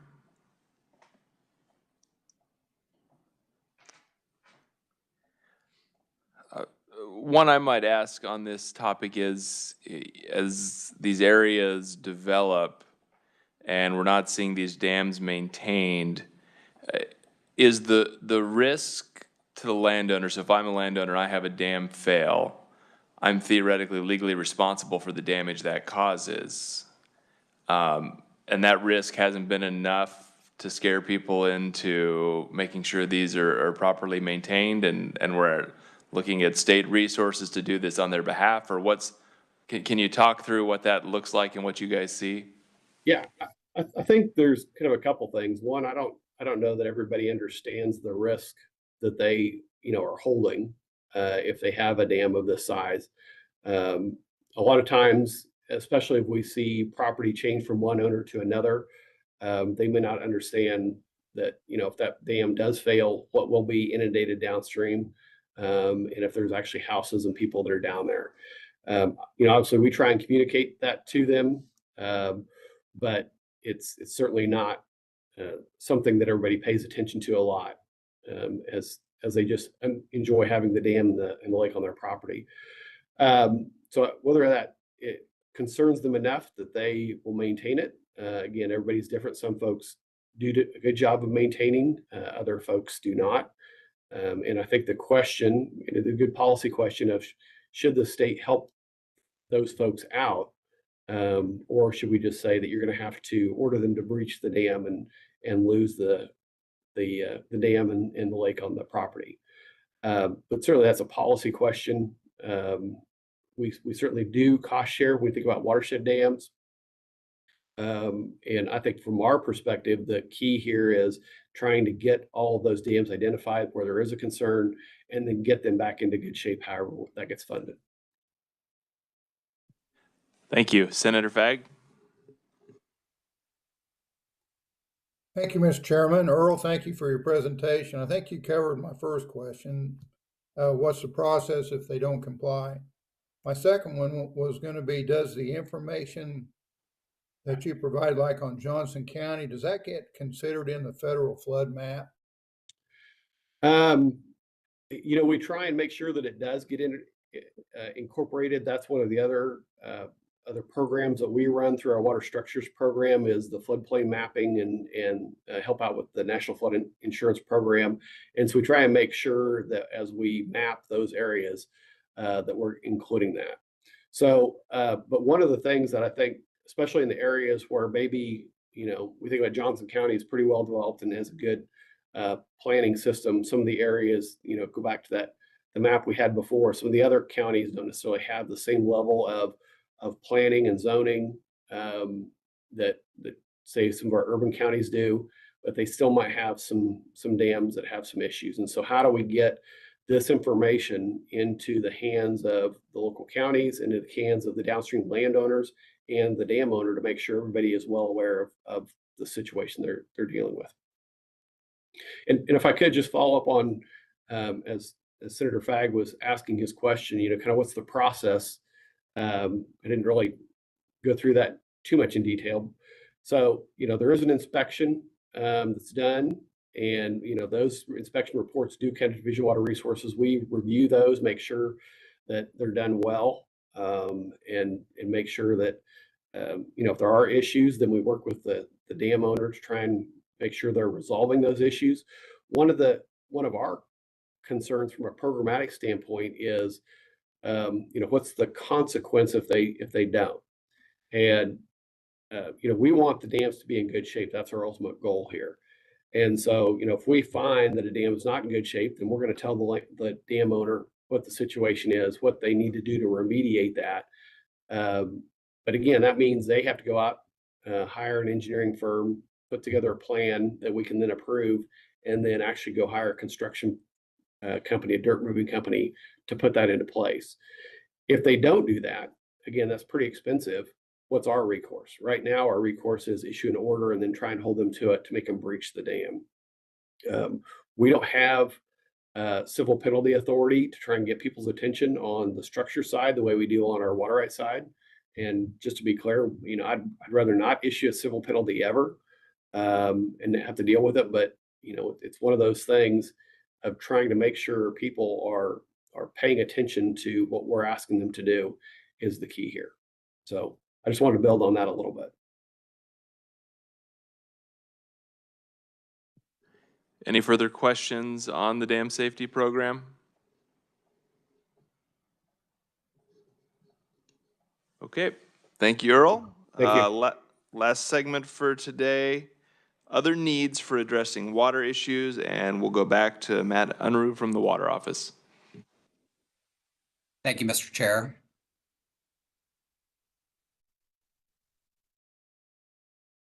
If you want to go ahead and go to the next slide as well. Thank you. So for the last part of today's presentation, myself and Earl Lewis will be touching on aspects of water management as well as water-related education and research efforts in Kansas. Before I forget, I'd like to thank both Earl and Leo for the presentation support today, as well as provide specific shout outs to Kate Gleason from KDHE, as well as Victoria Asbury and Katie Gott from the Water Office for their overall coordination and content support for all of our presentations today. So thank you all interagency team when it comes to the collaborative effort for presentations today. Next slide. As touched on by Kansas Water Office Director Owen during the first task force meeting, primary agencies involved with water management at the state level include the Kansas Department of Agriculture, their Division of Conservation, as well as Division of Water Resources, Kansas Department of Health and Environment's Division of Environment, and the Kansas Water Office. Core charges of these primary agencies include conservation program implementation, water quantity management, water quality management, and water policy and planning. Other agency partners, such as the Kansas Biological Survey, Kansas Geological Survey, Department of Wildlife and Parks, Kansas Corporation Commission, Department of Commerce, and K-State, help to support overall water management activities at the state level. Next slide. But there are a number of entities involved with water management at the local level within the state. Some examples of the types of entities involved with local water management include conservation districts, which are local units of government established to address natural resource conservation needs within their respective counties. Each conservation district is governed by a board of 5 elected supervisors who set local priorities, establish policies, and administer non-regulatory conservation programs. These districts play a role in managing soil, water, and related natural resources, ensuring sustainable practices that benefit both the agricultural community and the environment. State Conservation Commission, which consists of 4 appointed members and 5 elected members, of which they serve within regions across the state, reflecting both the geographic diversity and the academic and agricultural expertise necessary for effective conservation planning in Kansas.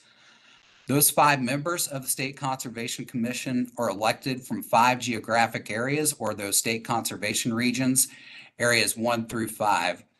These 5 members serve as supervisors in their home conservation districts, ensuring that conservation practice policies are shaped by the unique environmental and agricultural needs of each region. State Conservation Commission, working closely with the Department of Agriculture's Division of Conservation, plays a critical role in shaping the future of Kansas natural resources. Together, State Conservation Commission and the Division of Conservation review and modify existing conservation programs, develop new programs to address emerging environmental challenges, and provide annual budget recommendations to the Secretary of Agriculture. Groundwater management districts help to provide water use administration, planning, and information at the local level. These 5 groundwater management districts in Kansas were created in the 1970s in the western and central parts of the state, with primary use of groundwater being for irrigation purposes, although several districts have issues supporting municipal water supply. The districts are governed by local boards and have been instrumental in providing information and identifying research and regulatory needs within their boundaries. Water assurance districts, which are a group of municipalities and industries who have rights to water from a river below federal reservoirs, who have pooled their resources to purchase storage space within the reservoirs. The storage space and the water contained within that space is used or released to assure that the members of the district will have enough water to meet their demands during drought periods. There are currently 3 water assurance districts in Kansas: the Kansas River Water Assurance District, the Meredazine River Water Assurance District, and the Cottonwood Neosho Water Assurance District. Watershed districts, whose primary purpose is to construct, operate, and maintain works of improvement needed to provide water management within designated boundaries. These districts are governed by locally elected directors as well. And currently there are 75 organized watershed districts in Kansas, encompassing approximately 22% of the total overall land area in the state. Access districts, which serve the same purpose as water assurance districts, with 2 notable differences. One being that membership is voluntary, and the second being membership eligibility is extended to recreation and irrigation water use, in addition to municipal industrial water rights owners. The Lower Smoky Hill Access District is the lone current assurance district in Kansas, and it was formed in 2016.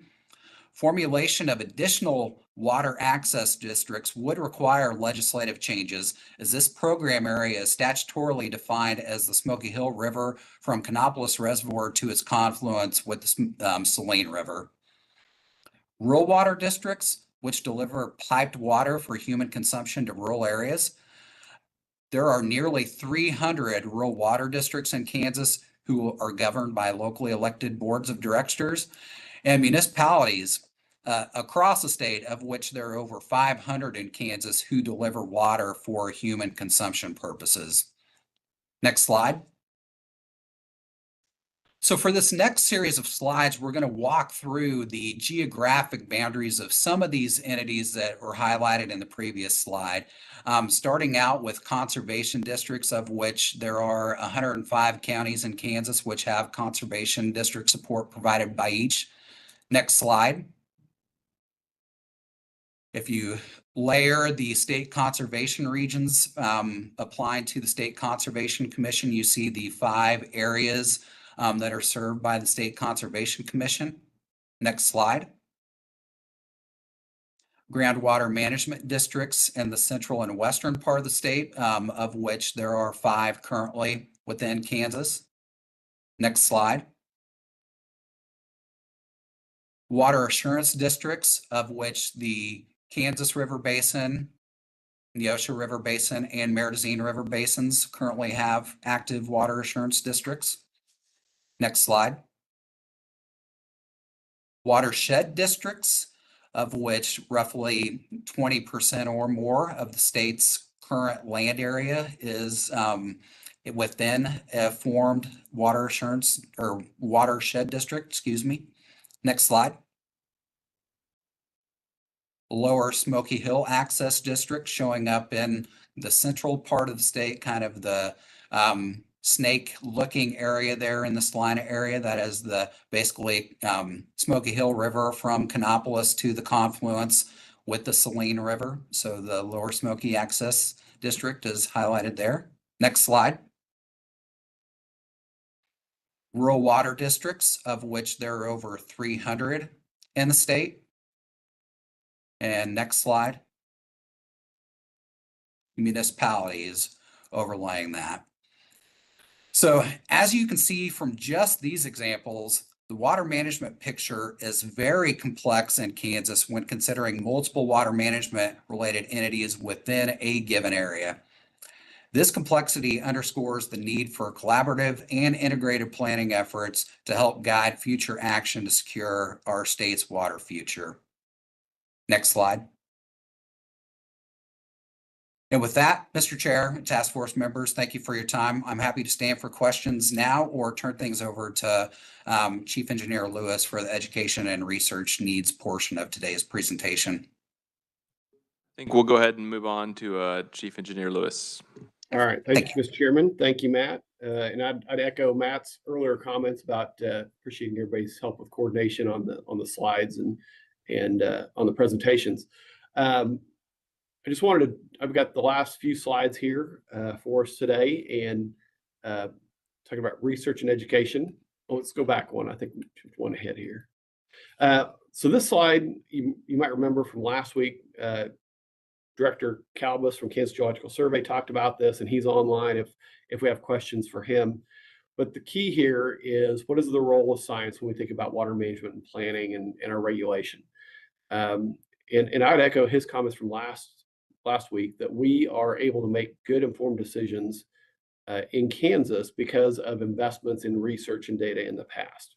Whether we think about water meters, whether we think about water level measurement, whether we take groundwater samples, any of those things help us immensely. It's imperative that we continue to invest in science and technology in our state if we want to continue to move forward. We need to think about that as an investment, not necessarily just a cost. And finally, I think we've done a good job. We must continue to do even better at coordinating our research. And you see kind of logos for a number of the entities that are involved here in Kansas. But making sure that we are coordinating our research in state and across the nation is important if we're going to answer some of these very difficult questions. Okay, next slide, please. And just to, we talk about kind of the big three issues, our high plains, our Ogallala, our reservoir sedimentation, our water quality, and just to give you some recent examples of research that has helped make our decision-making better or is currently ongoing.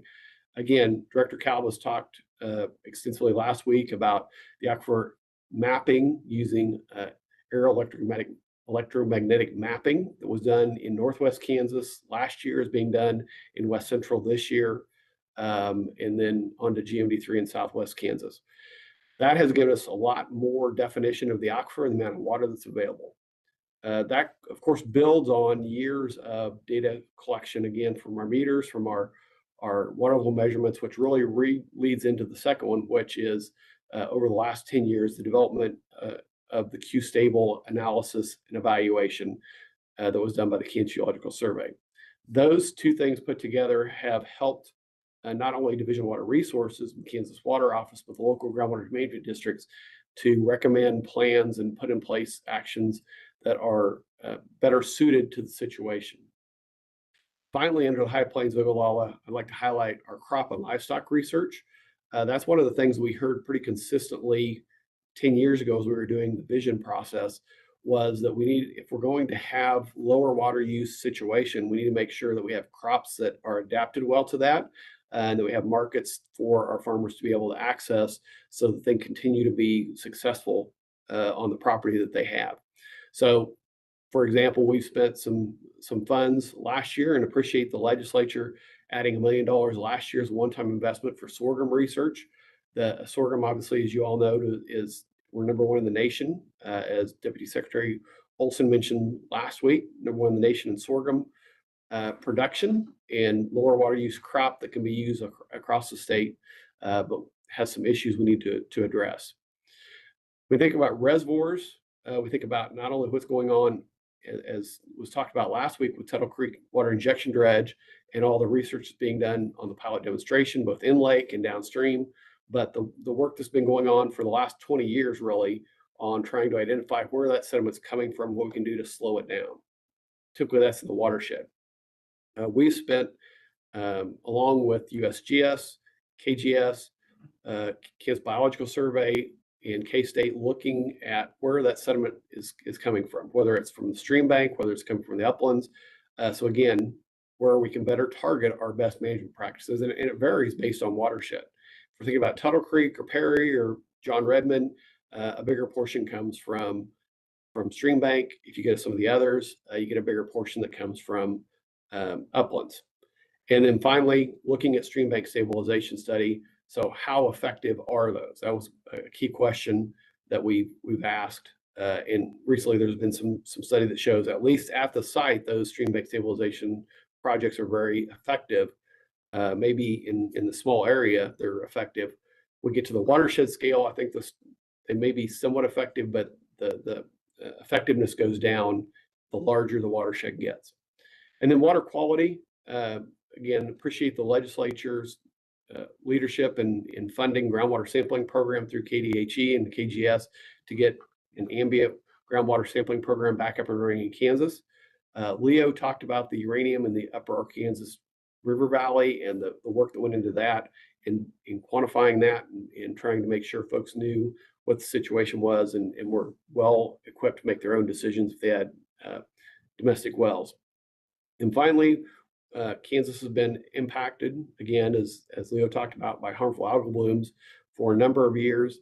And Ted Harris, the Kansas Biological Survey, you can see in the picture there, is kind of leading the research, at least in Kansas, when it comes to harmful algal blooms and how do we address them. Let's go to the next slide, please. I'll switch over to water education. And I would say water education has been consistently identified as being a key need, something that we have lacked or not implemented well for many years. You go clear back to the Ogallala Task Force back in the early 90s identified water education as an issue. When we did the vision process in 2015, education we heard it all across the state, and it has been folded in 2022 is one of the 5 guiding principles in the updated water plan. Last year, as we met our way around the state strategic planning, again, we heard it almost every place we went that we need to increase our water education. And then just this year, as the Kansas Water Office has reached out to regional advisory committees to talk about what should the funding priorities be for next year, education was listed as a priority for at least 11 of those regional advisory committees. Let's go to the next slide. So when we think about increasing awareness for Kansas water resources, which is the guiding principle in the water plan, what does that look like?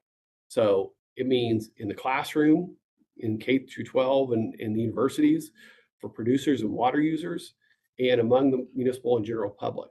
So let's go to the next slide, please. So when we think about in the classroom, we think about partnering, Kansas Water Office partnering with Kansas Association for Conservation and Environmental Education to try and train teachers, to try and make sure that there's a group of teachers and volunteers that are looking for opportunities to look at what the state science standards are, what the state education standards are, and are there opportunities to incorporate water education into those standards and into some of those lessons so that we can bring more water education into the classroom, and at the same time make sure we're still meeting our state standards as kids work through their process. Department of Agriculture and the Water Office are working to develop career events for high school students. So one of the things, again, that we've heard pretty consistently for the last 10 years is about, as our workforce which has worked in water for years is aging out, do we make sure that we have enough qualified people that are coming in behind them, educated folks that want to get into a water career? And so we've targeted efforts here recently to try and make sure we've got events so that high school students, the college students know that there is a valuable career for them. They can make a life working in water. We think about producers and water users. So the Kansas Water Office has for a number of years had Water Innovation Systems and Education program. In a lot of ways, it's a peer-to-peer program, primarily targeted at irrigation producers, but bringing in not only that education component from colleges and technical colleges, but also from the private sector. So companies that may want to test their systems in Kansas, they want to demonstrate their systems in Kansas, and then having the producers look at those systems, see what works for them on their property, share that information among their neighbors to try and increase the amount of technical education or technical adoption among our irrigation. And then among municipal users and general public, and I'd highlight that the Kansas Water Office recently hired a statewide education coordinator to try and make sure all these pieces fit together, that we are getting information out, not only through our normal processes, but to the general public as well. So again, Mr. Chairman, I think that's the last one. We can go to the next one, which I think is thank you and opportunity for questions here.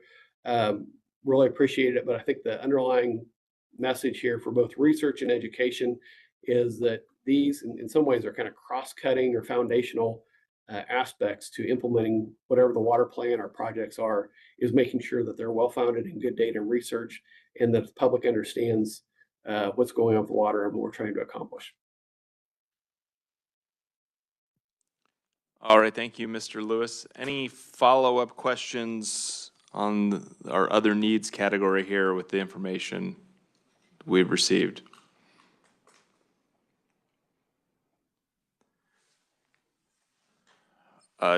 Chair Minix. Thank you, Senator. Just a point to make to Matt. I think I could even add to your local groups that impact water. Leo was talking about the LEPP, local environmental planning. Those groups are counties, and my experience was our local county received about $6,000 a year, and then the county matched some of that. It's not a great deal of funding, but as far as septic systems in correlation to domestic water users, it's very vital in a lot of these rural areas out here. And as we're talking about nitrates, it seems to be entirely different in the West, where our water is deeper and there's a lot more soil between us and at the surface in the water than in say the aqueous beds, where the water table's very shallow and there's some sandy areas. GMD5, their recharge rate is much quicker. I would anticipate that the nitrates in those areas would be much quicker to reach the water tables. So as we're looking at things from the state level, we have to understand the how it varies across the state as we're trying to put policy together to appease all the areas and locations. Kind of like Representative Raji said earlier, sometimes it does take a lot of local input here because we do vary that much.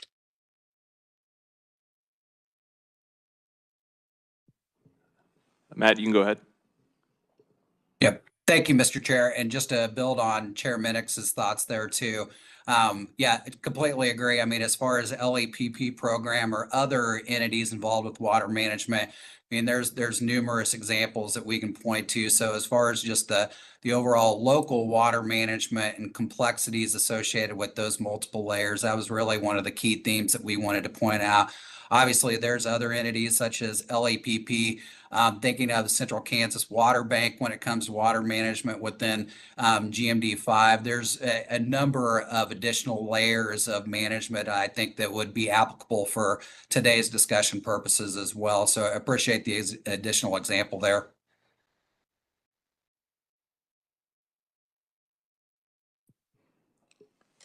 All right, well, I want to say thank you to all of the agencies. We kind of gave them a broad outline of what we wanted to accomplish with these online sessions, and they've done a nice job condensing, tell us everything we need to know without telling us everything and taking 3 days to do it. So we appreciate that effort, and all of our staff here for coordinating. If you guys will hang on just in case there are any follow-up questions. as we sort of prepare to move forward, now that we've had a broad overview of the risks, when Chair Minix and I have talked, our ideal scenario would be for us to leave Dodge City with at least a draft list of what we think our primary risks are, so that we can move into the second phase of the task force work. If we get together and are unable to get to a point where we can finalize that list, then we'll certainly spend more time doing that as we need to, but that would be our goal. To that end, we'll have a chance here for some general discussion, but if you think there are gaps in knowledge, you think there are risks that we didn't share enough information about, or that you would like follow-up presentations and topics, in the next couple of days, please reach out to myself or Chair Minix or Heather O'Hara with research, so that we can make arrangements to have that information presented. And I think a couple of things that I've requested be prepared, just to give you an idea of how we're thinking. A request for a presentation from some of our municipalities to talk about, we got a general overview, but I've asked for a more specific presentation to talk about what it looks like in an area that is short on water, how they're responding, how they're planning, and making provisions for the future. So we'll have a presentation on that. I've also visited with K-State for a more in-depth look at how irrigation impacts our economy. We have a good overview of that, but I've specifically asked for kind of a talk on how irrigation has evolved over the last several decades. There's more irrigation in eastern Kansas than there used to be. Those water sources are different. How are we conserving water, and what do things look like with less or no water, and how do we sort of balance some of those decisions, and that all ties into the economics and the industry of how we've set things up. So that just give you an idea of the type of information I think that will aid our discussion. If you have ideas like that, again, I'd encourage you to bring those forward. I'd ask just as by means of general discussion for the things that we've heard over the last couple of sessions, you know, if you'd like to talk about the things you'd like to see, I'd encourage that while we're in open meeting, but I'd open the floor for any comments or discussion from the task force members about what we've done, what you've learned, and where you think we ought to be headed.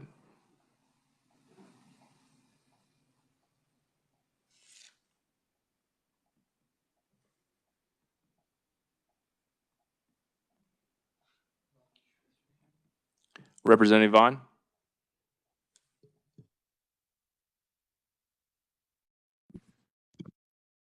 Thank you, Mr. Chair. I can kick us off. I really liked the format of this discussion, talking about emergent risks and potential solutions for, you know, kind of the top 5 issues identified in the state water plan. And I think in my notes, I took away a few things in particular that I think have been part of the ongoing discussion, both in the strategic planning process that happened last year and some of the work that we've done in committee. But something I'm interested in from the water quality perspective, you know, I think we've made a lot of progress with 2279. I think it sounds like the GMDs are making a lot of good progress, and I look forward to seeing where that goes. I think kind of the missing piece of that is water quality or water quantity issues with our rural communities, and how we strategically plan to ensure availability of public water supply for them into the future. And so, you know, I'm interested in this idea that's been kicked around of some kind of like priority project list. I think something like that probably exists with KDHE, and I may just need more information on that. But how do we strategically plan and start to systematically address some of these water quantity concerns for our rural communities, and get a better idea of what that will cost. And then also, I mean, there are going to be, I think, water quantity concerns in communities that aren't within a GMD and heavily rely on the aquifer. So I think looking at some kind of priority project list on a basin by basin in a basin by basin way, I think is something I'd be interested in and potentially discussing. Something I wrote down, additionally related to water quantity is this idea of a long-term sediment management plan, and how do we create that to both manage our reservoirs and potentially mitigate some of the sediment going into our reservoirs. And I think, trying to think, I also have an idea for something that hasn't been discussed, so I'll submit that to Heather as requested. But otherwise, those were kind of my main takeaways, and I appreciate the discussion and where we are so far. Thank you, Representative Vaughn.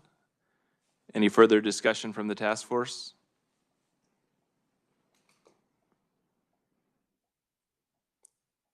Chair Minix?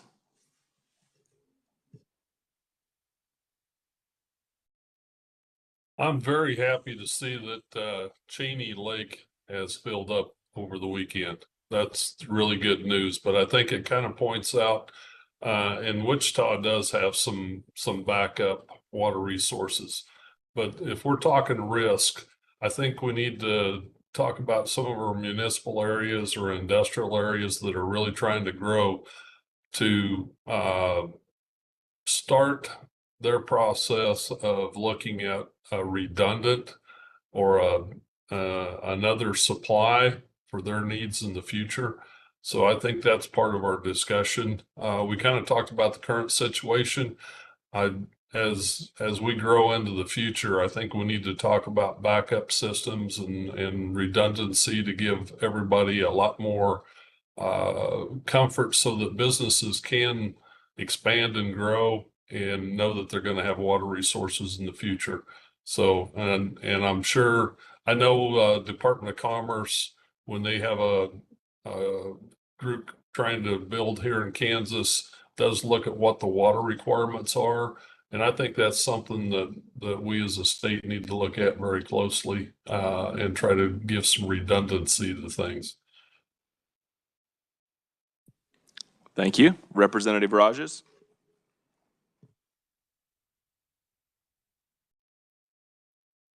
You're on mute, Representative.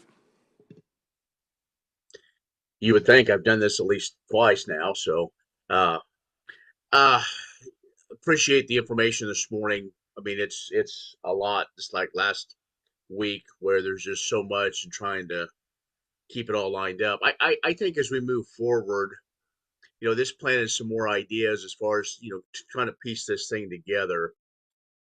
I would ask that we look at this from a positive standpoint instead of a doom and gloom and the idea of this is not that if we don't do something now, everybody west of Topeka is out of water. And I'm kind of getting that undertone a little bit. And so I want to make sure that as we look, that we almost quadrant things, as we've said before. You've got your major metropolitan areas, your major population areas, you have your industry, you have agriculture, then in a sense rural, which is all over the state of Kansas. And so I think as we piece all this together, we do our, and again, I will do my best to keep it as positive as well in trying to find solutions rather than reliving the last 40 years or whatever and what we should, woulda, shoulda, coulda. I mean, it's just we're kind of over that. I think we need to just go forward. Mother Nature is a cyclical thing, much like the grain markets. I would say if we would have started this process 4 months ago, a lot of our discussion the last 2 times we've met would have been on Wichita and their water supply.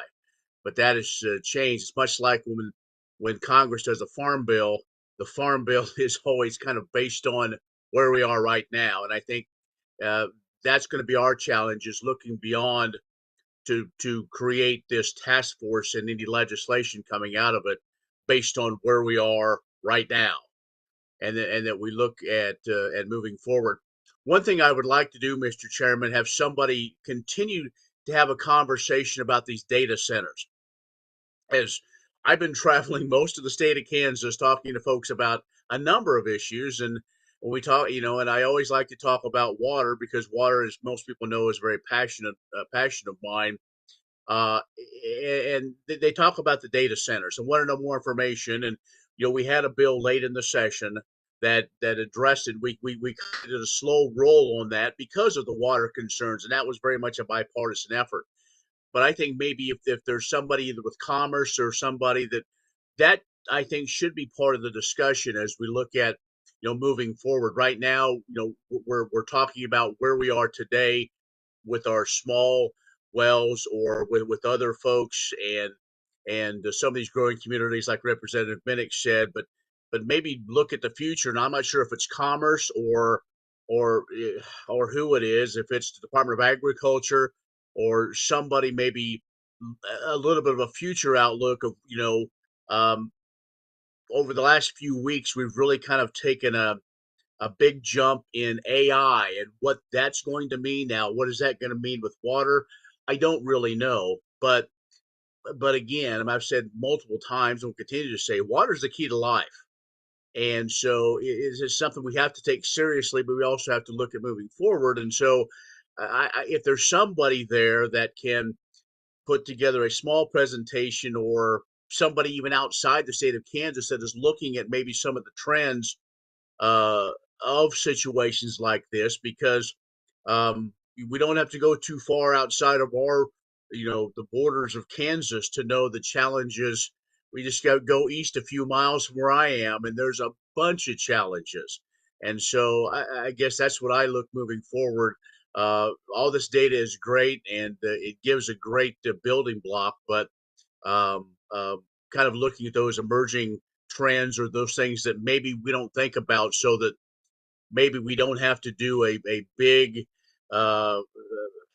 rehash of water again in another decade or 2 decades. This could be something that can continue to be a working plan moving forward. So sorry to ramble, but been sitting here listening and I think I got all my notes that I wanted to say. So again, thanks for this opportunity. Look forward to seeing you all next week. All right, thank you, Representative. Representative Vaughn? Thank you, Mr. Chair. I actually wanted to build on Representative Rogers's comments. It's something that I had thought about as a new topic as well for submission. But I think in addition to the data centers, I'm generally curious about, do we need additional steps for certifying water intensive industries in the state or thinking strategically about them? And that was part of the data center discussion that we had this past session. I know all businesses, they go through the, purchasing of water rights and the consumptive use calculation and all of those things. But I just think that there could potentially be additional considerations. And I'm curious about what other states are doing. If there's another layer of certification, which, would need to be time sensitive, of course, if we're bringing a new business. But I'm interested in that conversation. And then also I brought this up in our last meeting, but I think I think it's changing, but I think there's generally maybe been a little bit of a failure of communication between the Department of Commerce and our water agencies as new businesses are coming into the state. And how do we, that may be a misperception, but how do we improve that process? How do we make sure that those conversations are happening so that we, we're not, we already have a lot of challenges when it comes to water and things that we're trying to address. So how do we make sure that into the future we're not compounding those challenges unnecessarily and are using our natural resources wisely? So just wanted to expand on that. I think that's a topic I'm interested in as well. Thank you, Mr. Chair.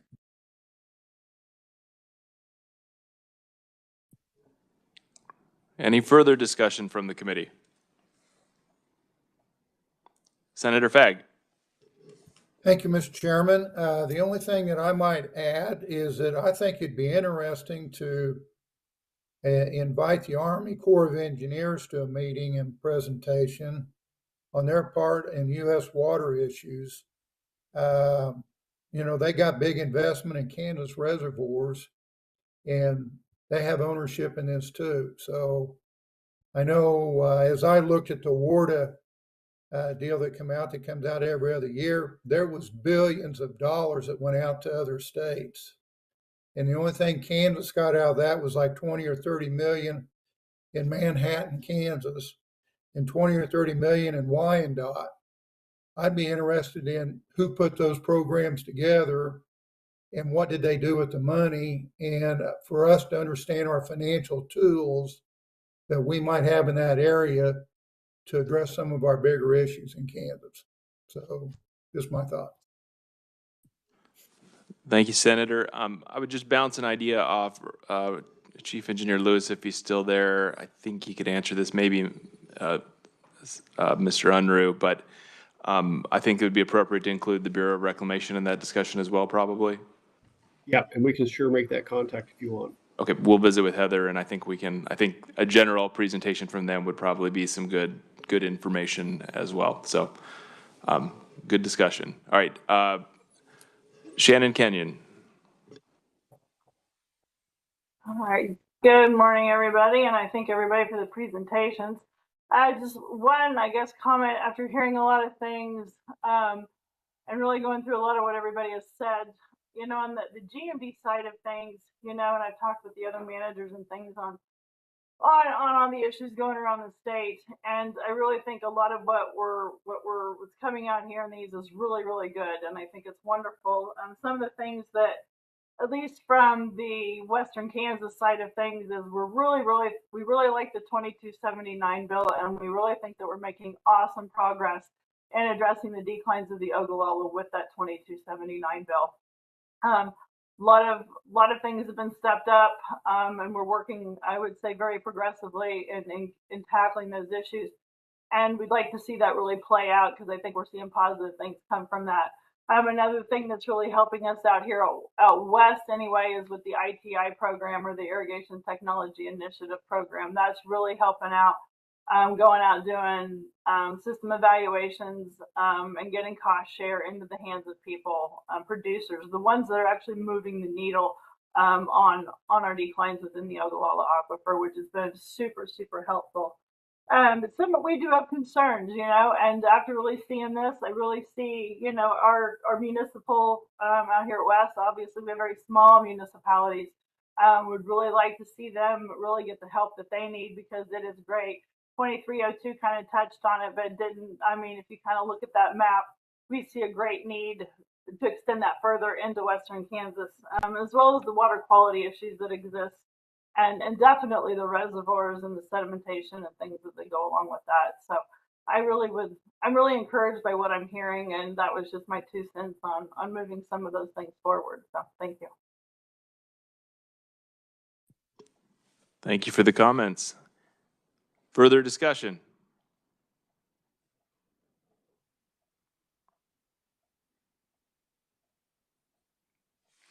Okay, well, that will give Chair Minix and I some things to work with again this week. If you can contemplate what we've talked about and you have any further comments you'd like to share with myself, Chair Minix, or run that through Heather, that'll help us fill out the agenda. One homework assignment I would have for everybody is when we arrive in Dodge City, please have put together your list of the risks that you've sort of identified so that we can just work through. It doesn't have to be in depth, but we've heard from all the ex officios. These are the things we're worried about in each of our sort of areas. And we've got a little bit of that here today, but I would like to go through the committee at some point when we're in Dodge City and let each of you identify however many you want to focus on, but the things that stood out to you and that you see as the major priorities, and that may be our jumping point off for some further group discussion of the task force. So please work on that over the next couple of weeks, and I think going through that may also help you realize some gaps in knowledge you have that may lead to some requests for research or conversations. As far as Dodge City, we're scheduled for August 11th and 12th. We will be meeting at Dodge City Community College in their boardroom. They've been very generous offering us that space. We'll still be broadcast on YouTube and WebEx as well. I will Chair Minix and I wanted to get through this session before we got too tuned in on what the agenda would look like. We'll plan on 2 full days. Hopefully we'll be able to give you a little time back on the end, but we will get that agenda put together ASAP so that you can make the necessary travel plans. Also expect some emails for the task force. We'll probably be asking you, there may be 1 or 2 events associated with this, or in the evening, that Monday night, we may be sending out asking for some RSVPs. So if you will be prompt and cooperate with Heather, I know that makes her job much easier and is much appreciated by all of us so that we can put everything together. So with that, I would offer Chair Minix an opportunity to speak before we wrap up today.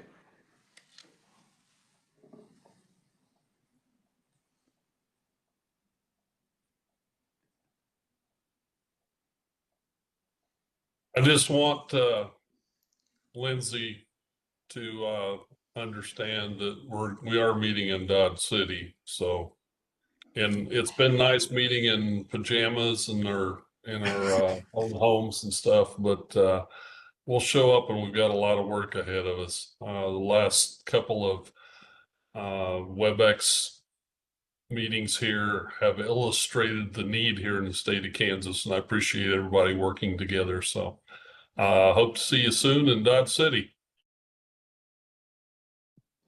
All right, thank you everybody for the time. We will, like I said, get an agenda out as soon as possible so you can make your necessary arrangements. Otherwise, stay cool this week. We appreciate your time, and the task force is adjourned.